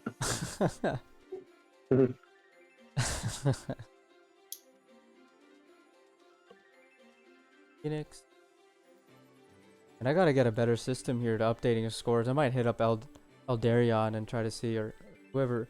Was it Singleton or Eldarion? I forgot who, but someone's made a program for it. Oh, Andy Sang coming in.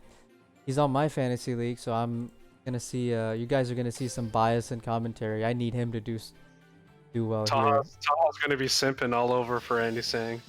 Bro, I need him to do. I need him to do well. He's on my fantasy league team, and I'm. If Andy does Odeon here. Oh, Odeon deck here, perhaps. It's Endless Trap Hell Shiranui. Oh, with It's 24 starting cards. to look that way. Spirit Master Mill wants 2 sets. Very interesting choice of deck, and I just completely messed up. That's the only thing I could think of. Well, I mean, it's clearly Shiranui because you see the Spirit Master in the graveyard.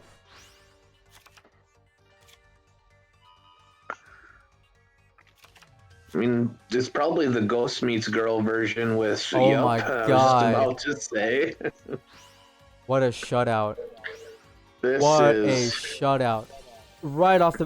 It's turn 2 and this is already over. Oh, he's self though. Taaha getting excited. Man, I need him to... Taaha's already creaming his pants for his fantasy. Look, guys, I have potential to end up first in this week.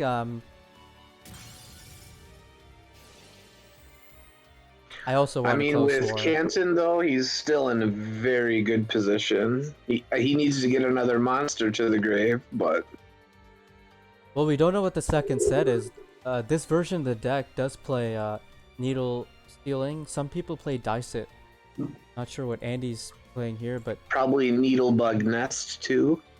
oh yeah, that's what I meant to say, Needlebug Nest. Now this could also be some sort of defensive back row that can kind of slow down Schofield here as well. About to find out though. That was super devastating though, losing the Thisburn. Yeah, that was about to be an extreme... Like, imagine Tristron's won that coin flip. That was going to be an extremely solid turn 1 from Schofield, but lost the coin flip. Taaha, I can tell you've never seen Prison Break because you keep saying it's Schofield instead of Schofield. Dude, sometimes I say Schofield, sometimes I say Schofield. I've never seen anything, Val. I'm a degen. Well, there you go, Sano. Another mill into the grave. Probably another Spirit Master. Maybe a Solitaire. Okay, Solitaire. Glossy one at that. Level 3. This is looking very strong from Andy right here. He's got lots of plays right here.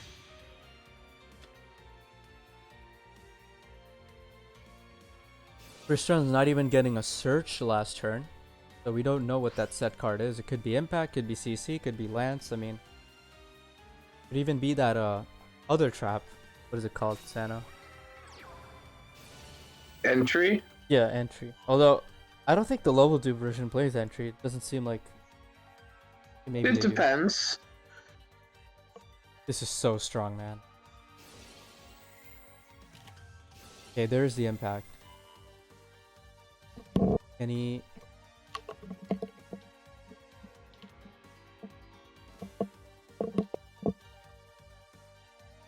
Can he chain the back row if he has any relevant? Okay, now it's just a Citri delay here. Now it's on Andy to decide what he wants to do. Andy obviously gonna go with the Catan here, banishing the level 3 and getting rid of the Undyne.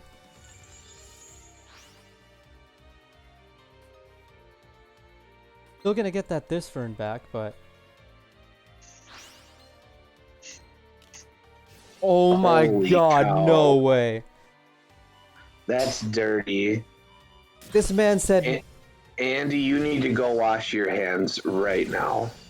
This man said, fuck Squire. Use my language, but oh my god, he's playing Treacherous Trap Hole in his ETH Shiranui deck with Catan. This man said, I don't need Squire. Oh my god. I only need something better. 7 and 4. Yeah, I need something better. TTH clearly better than Squire. And that makes sense with ETH. I just broken with that skill. Guys, man, ETH is probably the next skill on the chopping block. I don't know. I think you're getting a little, overzealous there. Well, it is a... It doesn't take much to get Taaha excited. It is somewhat of a generic skill, and Konami's slowly killing off the generic skills. Especially like the older ones from like the Dual World, the original Dual World.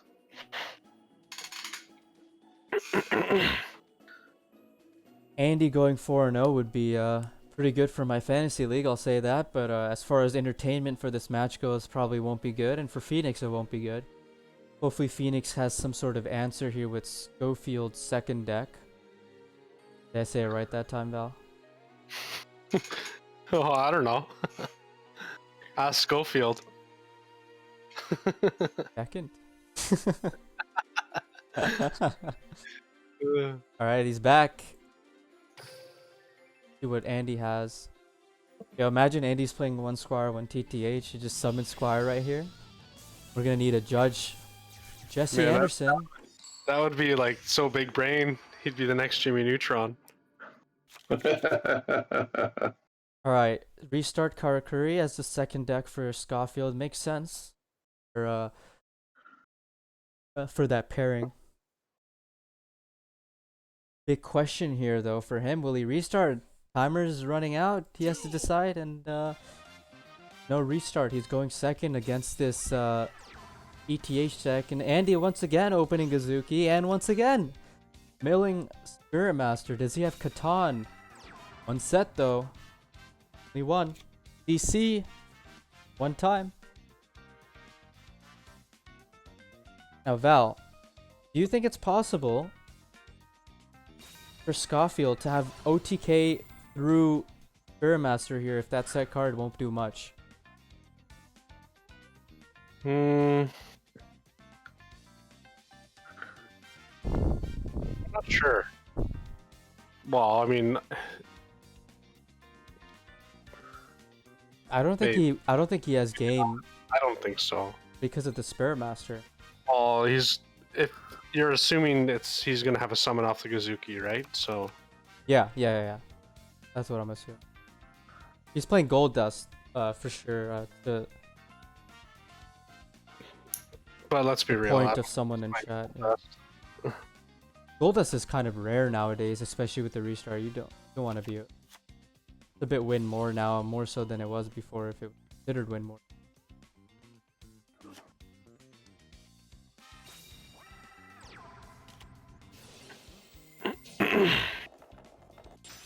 Oh, he's playing Dyson and he rolls 5. Holy crap. Wow. Damn. This is pretty much GG. Tier 1 disruption right there. Oh my god. It's faster. Summon. Or a special summon off the hand. Gazuki. Let's take a look at his mills real quick, guys. Solitaire, Samurai, level 3, and Gazuki. And he banished the Spirit Master that was there to begin with. Did not build level 2.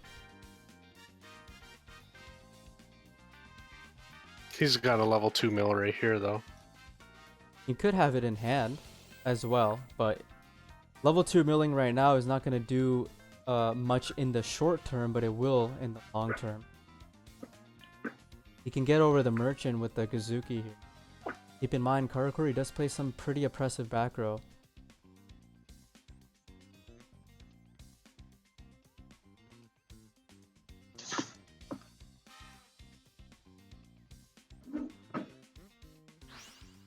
Okay, he is.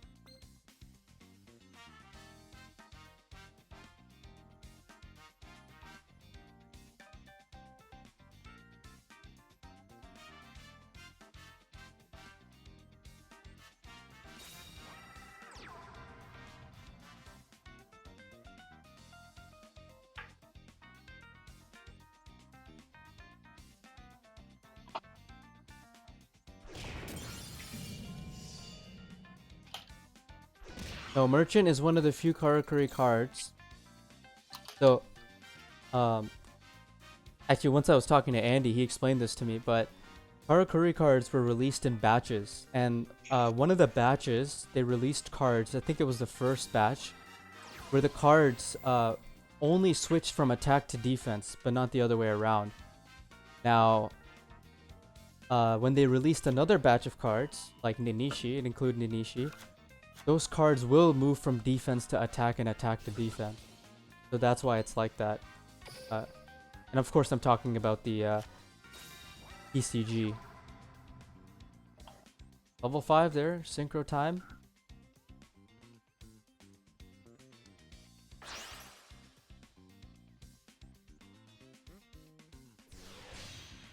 Hooray. You guys are a bit quiet there. You waiting for something to happen here, or just accepting the fact that Andy's gonna let him do whatever he wants to? Just watching Karakuri do their thing. We've all seen this. I mean, Andy either has something to interact with it or he doesn't, and it's the longer it goes, it's starting to look like he doesn't have anything to interact with it. Right. I don't think so. He could be waiting on a needle sealing, but Very true, actually.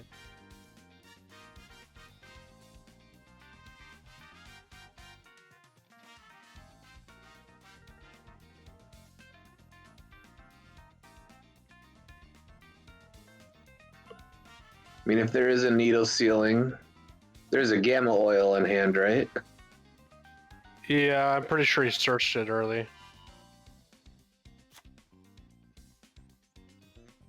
Well, he's putting the tuner to his hand, so there might not be a gamma oil.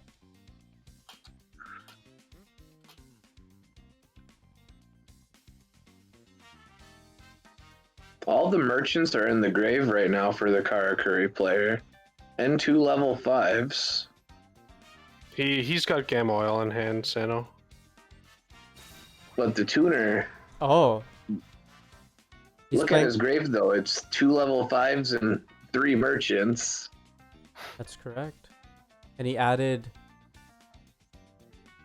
What did he add back to hand with level? The level 3 Nanishi.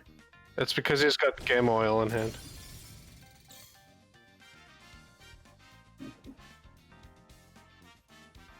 Kazuki dying there, but interesting to see whether or not he opts for the effect there, if he has an effect.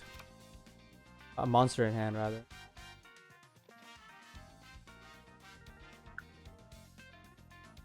It's starting to look like that's another milling card for Andy. Yeah, I think it's been... It's a Catan. Oh. Perhaps he was waiting to see if his opponent would destroy the Spirit Master. But there goes the Samurai.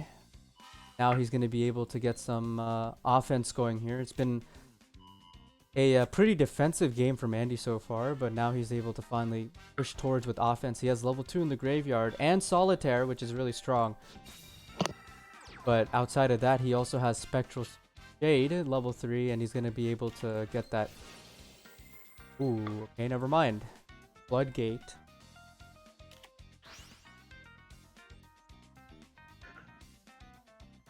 I mean, the rough part for Andy here is at the start of this turn, he was going to have to grind through 3 back row. Got the Floodgate out of the way. A second one. Really devastating here. But it makes you think. Dano, I mean, Soon plays Trishula in his deck.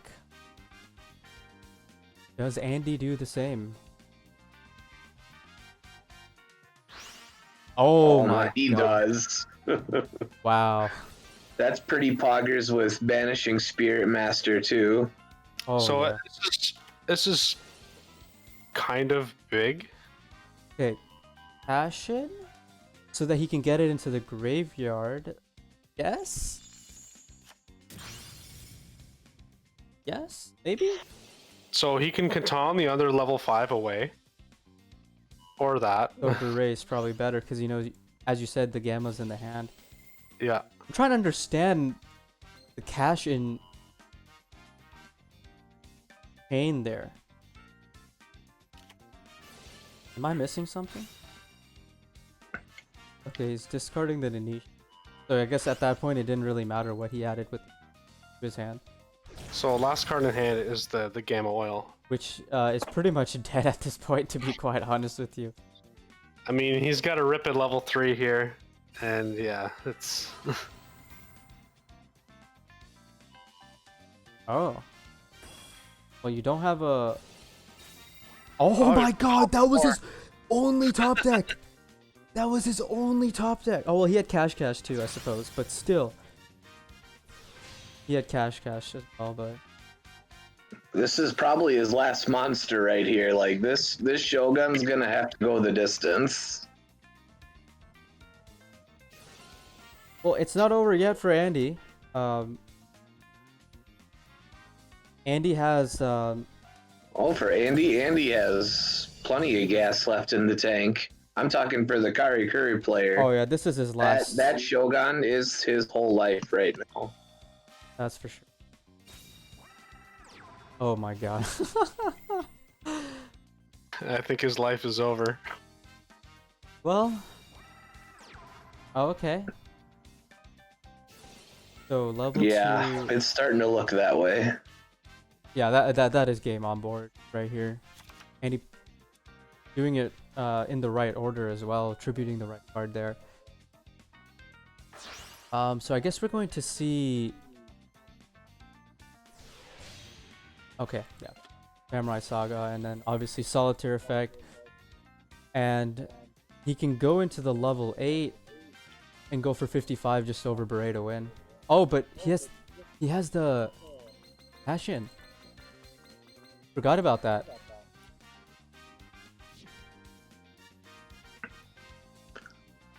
Okay, so makes sense why Andy is playing this a bit conservatively, just because of that cash in that he has.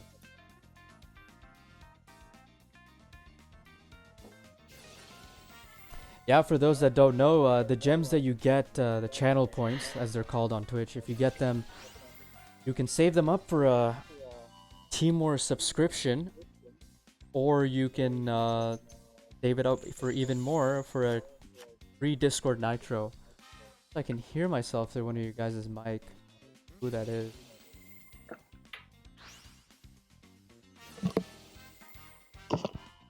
Very subtle though. Alright, I mean, this is so over. Echo. Where's Tenma? He just said that in the chat.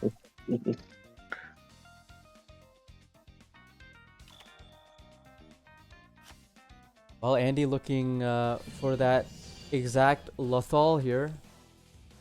Lethal Sang going in, exact lethal, 8 and a 4. Couldn't have asked for a better performance so far from Andy, going 2-0, and their counter picks have done fantastic this game, guys. They sent in Soon won the first 2. They sent in Andy won the first 2, and each and every Phoenix player has gone 1 and 2 so far. Really good Bricks and strategy. potatoes. Didn't they open up Shiranui, and both of their counter picks so far have been some form of Shiranui? Yeah, it seems like they're really big on Shiranui here. Kind of interesting, since many teams have been big on Karakuri. But you know, I think that Bricks kind of recognized that, saw that while everyone is sitting here big on Karakuri, they're gonna go one step ahead with these Shura decks, these very various and differing Shura decks. In fact, one could argue that this ETH deck that we're seeing from Andy might even be potentially the best version into Karakuri. If you expect a lot of Karakuri from a team, definitely one of the best decks to be bringing. I mean, maybe when they're not... No, Necro Valley. Yeah, definitely the Necro Valleys we haven't seen yet. Now here's the thing, right? Karakuri generally is really strong into GMG Shiranui. And the reasons for that is lack of disruption, first of all, in the form of staple back row like Floodgate and Ballista Squad. But seems like Andy's playing Treacherous and maybe even Needle Sealing. We're not sure. We haven't seen it yet, I don't think. Saw Chain though, I think, right? No, we didn't. I don't know what we saw, but From Andy, we've seen what? The Needle, we've seen Dice It, we've Catan. seen Catan, we've seen the treacherous. I mean, we could assume there's a needle ceiling in there, but until we see it, we don't really know. Yeah, fair enough. So I guess it is a bit premature to say that this is probably one of the best versions in Shira, because typically as archetype, as engines, GMG Shira is not really good into Karakuri, and oh my god, we're seeing a Karakuri, so we're kind of gonna see another sample. We're gonna add to the sample size to see how this matchup kind of does function. Andy going first again, and of course, third game in a row, Gazuki, Milling Spirit Matcher. Some things do not change. This time with double set, like the first game. Andy's saying no right now.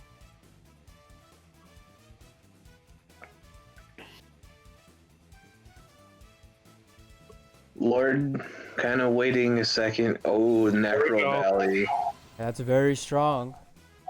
First time that we've seen Necro Valley since the beginning of the war, when Wheezy Duck had it to... Rather, I think it was Brandon who had it to seal the deal. But that's all she wrote. Only a Necro Valley, Rebirth and no draw. Andy can just kind of chip away and win that way. Oh my god. The Necro Valley not gonna be enough on its own. This is lethal if he has another monster in hand. Okay, no monster, no effect. We have a delay though, Karma Cut or Fiendish Chain. We've seen both of those cards commonly from Phoenix thus far in this war. I mean, there's no way he's karma cutting a Spirit Master. Top player is Lord. Lord went 4-1 last week, if I'm not mistaken. That's not the card you want to be ditching with Karma Cut either. I suppose with Necro up, it's not doing much, but... Ops a Ninishi or a Hypa? That's gotta be an Anishi. Well, that is pretty good defense here, and not anymore. He's got the Solitaire, and gonna be able to chip away. And I mean, he could go level 7 and just sacrifice itself and get some pops going. It just depends on what else he has. well, there's Necro on the field, so he would have to. Oh yeah, like He you would said, have to send the level 7 itself. Yeah, sacrifice him. Okay, I see what you meant by that. Now, if he had a statue, I want to see what happens here when he goes in. Yeah, you were right about the level 3 all there, but will he follow through with the full play as you mentioned? Well, I mean, he'll get the Nanishi and Catan will be live. I my think he God. might be able to get lethal out of this. Okay, no lethal. Catan's not doing anything with Necro on the field. If he gets rid of Necro, Catan is live again. Oh, I see what you're saying now. Okay. Triple back row though.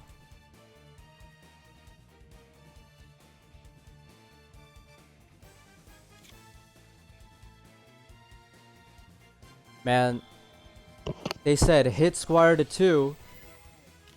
And he said nope. Doesn't matter, I can still play the deck. No Squire.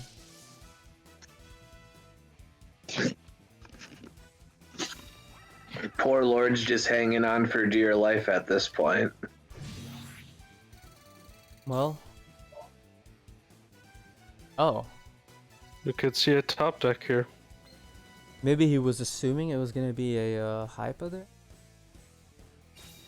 I mean, he just wanted... Either way, you want the level 3 to be turned face up, so yeah. when you attack it the next time, it goes to attack. Yeah, for sure, actually. Definitely a good point there. Want to be able to... Taking 100 life points isn't gonna hurt you that much. Yeah. And... Oh, nothing. Okay. Checking maybe if he had a Ballista, he could pop that Fiendish Chain and just kind of go for game, but no. Wow, Lord just... No merchants for Lord. We might be seeing Phoenix's second repeat here. There it is. Lord had the Necro, but...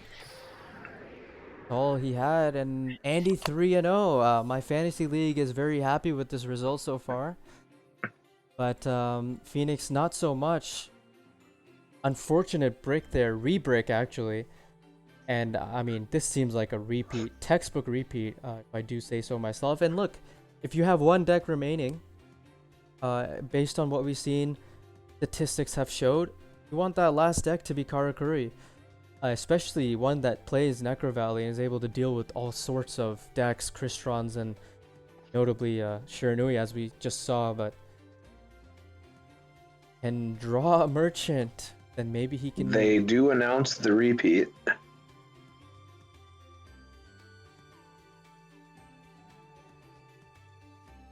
Lord is gonna have to go on some kind of run here. Well, at the very least, Phoenix is gonna be needing some RD salvaged from this game. If they won't win, they're gonna be no. Okay, I thought it was shadow gamed. I was like, no, come on, we gotta see this.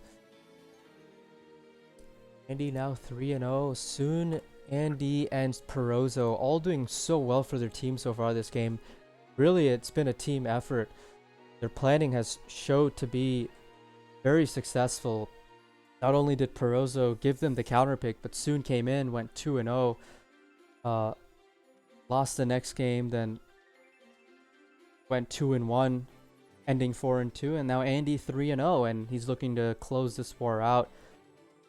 Phoenix, on the other hand, not as fortunate. Every player so far going 1-2. Really need to update that. And now Lord is 0-1 thus far.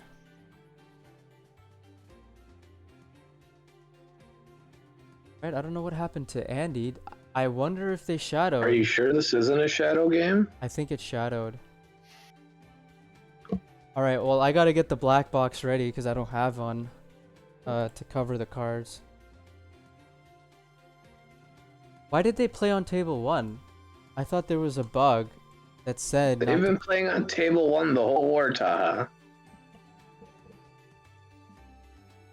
Can you at least confirm whether they used the restart or not? They did. Oh, they did? Okay. I heard that there was a glitch where table 1 was bugged. Where it would lead to... I don't know. They were talking about that in owner's chat, but then later someone said it's all the tables, so okay. I don't think it matters either way. Chat sees your 4,600 gems and they want you to open some packs, Taaha. No, I'm not opening any. There's no packs for me to open. Here, I'll show you this, guys. You want to see something? Your third Axe Raider. Here, you want to see? You guys want to see something? You can take a look at this and then enjoy that. I need to get this. Here, actually, I'll just use the fantasy league thing to cover the hand. Time for a commercial, Monka asks. Oh yeah, run the ad break. Who's running that? Someone run the ad break. Run a 3-minute ad.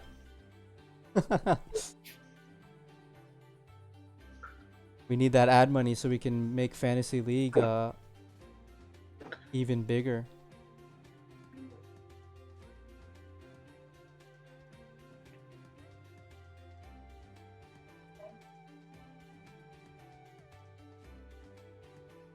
Well, did you guys get an ad? If you did, you won't be able to. I don't see an ad on mine, and I'm not a sub, so. Yeah, me either. Dang.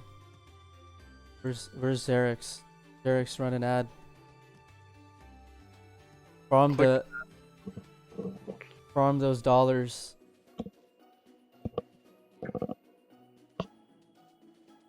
Like bugging from Hazy's running. Hazy's not replying to shit. Hazy's a hard worker. Be nice. The people here don't want to see ads. They want to listen to you talk, Taaha. Okay. Now I can run. Alright, there. Sponsor. Yeah, this stream is sponsored by These Nuts.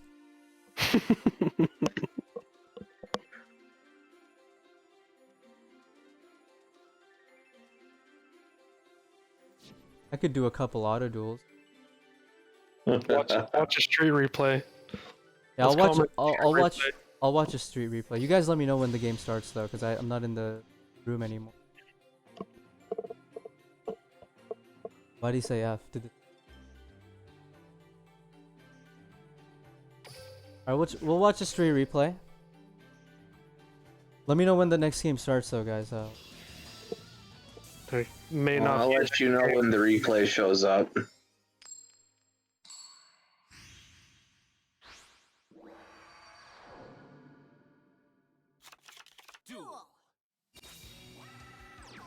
Yo, covering the street replay, Taaha. Am I? Oh, I am. You are. Oh shoot! I didn't mean to do that. I didn't even know I had it on. Gotta make sure we don't get to see those hands from the ladder players. They're too good. Alright, I do need to make it smaller just so I can...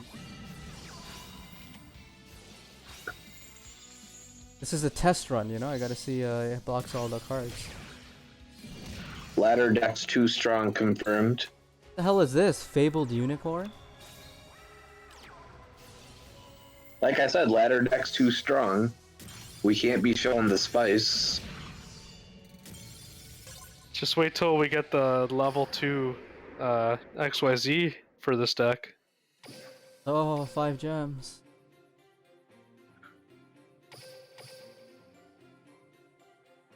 Wow, I can't believe this might end the war. End the war on a shadow game? Ridiculous.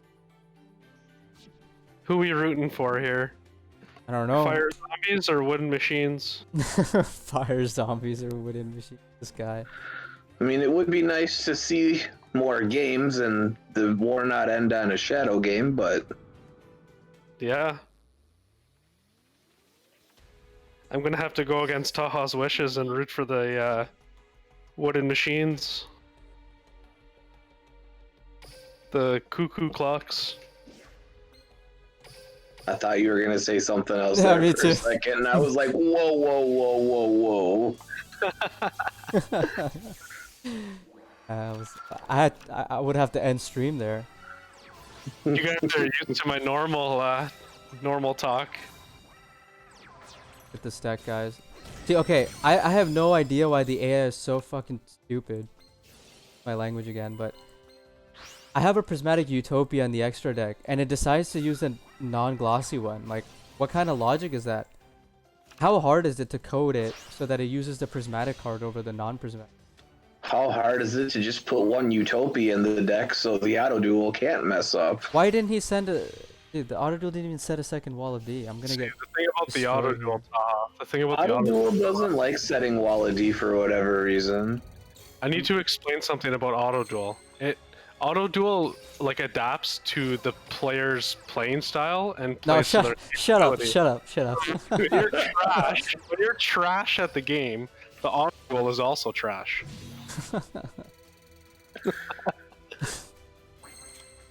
Why am I playing... Bro. This is an auto duel deck. What do you want me to do?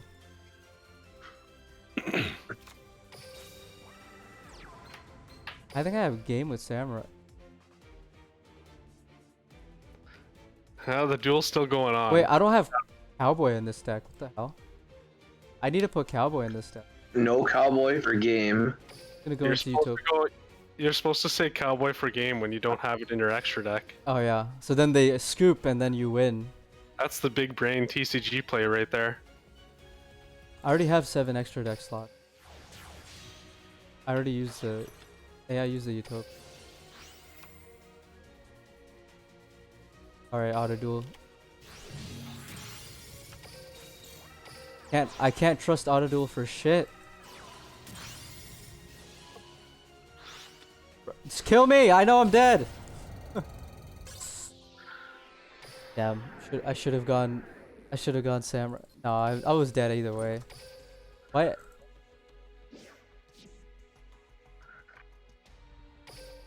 Check on this. Still no replay.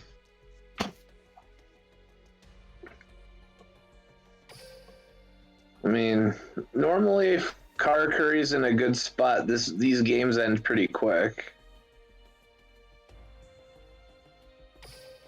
Do more AI.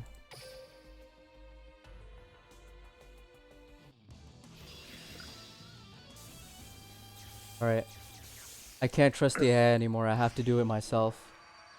We get to see Taaha's dueling skills on display.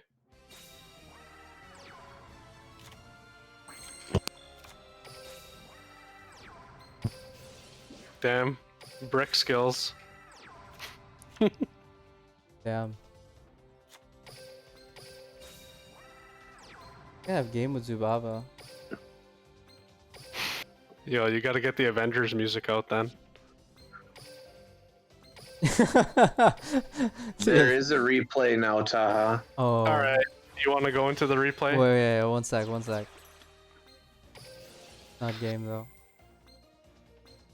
I'll just auto duel.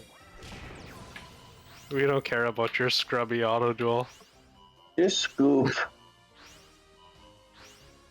Bro, this man's gonna mill his entire deck. Bro. Almost over. Farm him. Alright, we're going into the duel, guys. 9-4 Bricks and Potatoes up against Phoenix, and we're about to see a shadow duel. Alright, let's block the hand. Room replay. I don't see anyone on the table. I think that's indicative of who might have won here.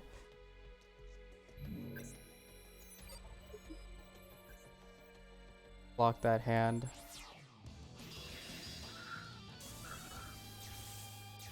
Putting a wall up on that hand. I don't even know if I'm doing it right, to be honest. I haven't done this before.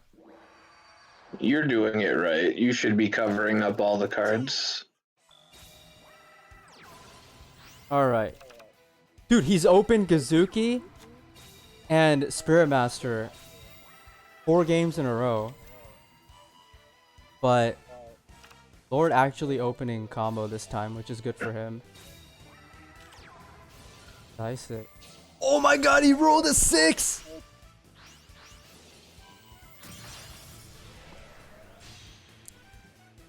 Bruh.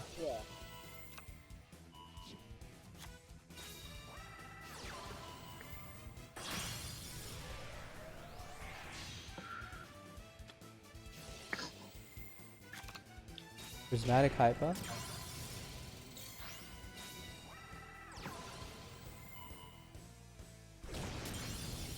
I got a prismatic hypa. Cool story, bro. I love it.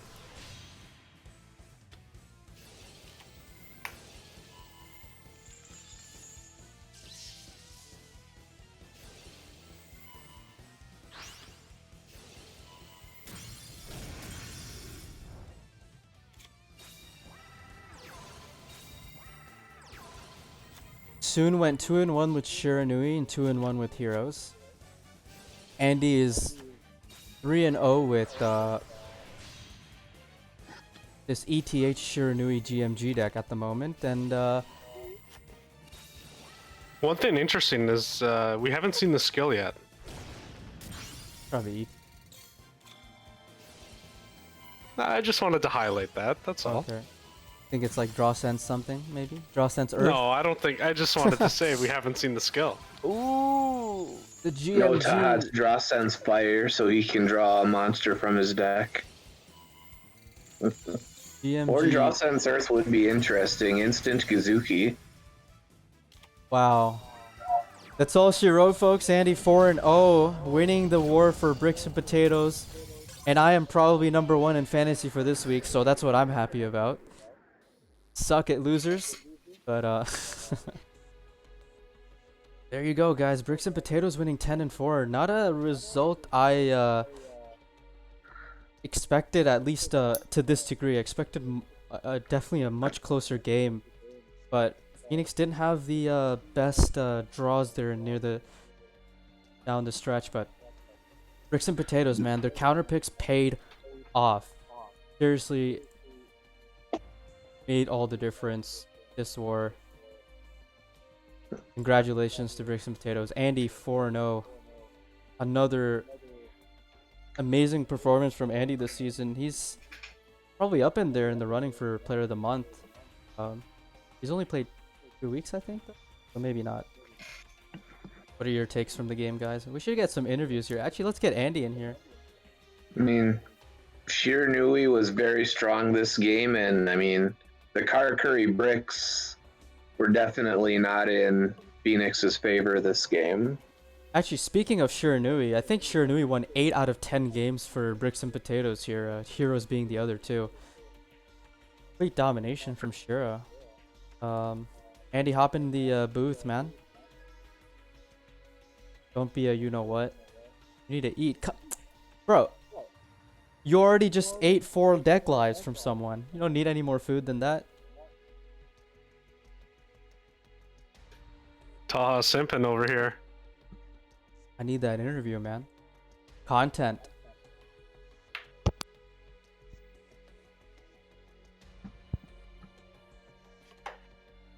Get somebody else from BMP or get somebody from Phoenix in here. I don't know if Phoenix wants to interview at this time. No one is replying to my request. Man, BMP never interviews. Screw them. I hate BMP. They never interview. Always ruining the fun. Nah, just kidding. Although I would like it if someone could interview. They're usually all doing their own thing after the game. They got money to make. Well, I mean, especially if their players are EU, it is starting to get pretty late on a Sunday for EU folks. Oh yeah, that's a really good point actually. Holy crap, it's Sunday. I have work tomorrow. No. Hey man, I casted with you 2 weeks ago. Alright, I guess that's it then for us. Dang, I can't even run an ad. All right, Autobots, roll out. Let's go.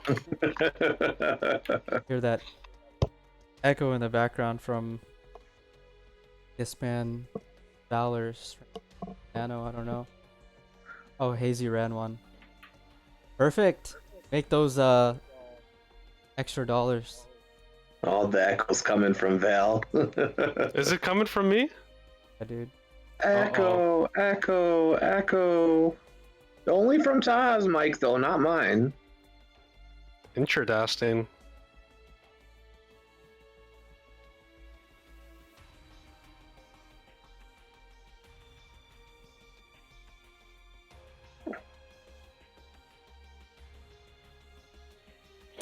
Tenma thinks it's you, Sano. I'm looking at the icons, and when Taaha was talking, you were lighting up, Val. It's because I'm tapping a pen. We're gonna blame Taaha, though. Blame it on bad mics. Yeah, I'll host. Trying to figure that out right now. We gotta send these 119 viewers somewhere. Send them to D's. We these nuts. we we hosted DLE last night, so we'll host someone else today. Let's maybe make someone's day, someone that doesn't have many viewers.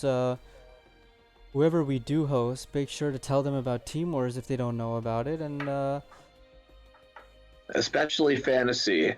oh yeah, I like the fantasy. give them some love. Figure out a lot of streaming Duel Links right now. Something you wouldn't see a year or two ago. Okay, this person. Let's host this person. Let's make his day. Make sure it's it. No, we'll host a Duel Links. Someone streaming Duel Links, and we know female people or girls don't play Duel Links. So we'll host this guy right here. Thank you all for allowing me, Sano, and Valtheras to stream and commentate this game. And hope you guys had a good time. Sano, Val, you want to say anything else? Good games, everybody. Good luck to both Phoenix and BMP in the rest of their games. Yeah, I enjoyed seeing this war. Enjoyed casting with you guys, and hopefully I can be on again soon. Yep. Hopefully we can get this team back and rolling if you guys enjoyed it. But that's all for us for now. Thank you all, and have a wonderful Sunday. Enjoy the person we're about to raid, and tell them about Team Wars. Give them some love. See ya.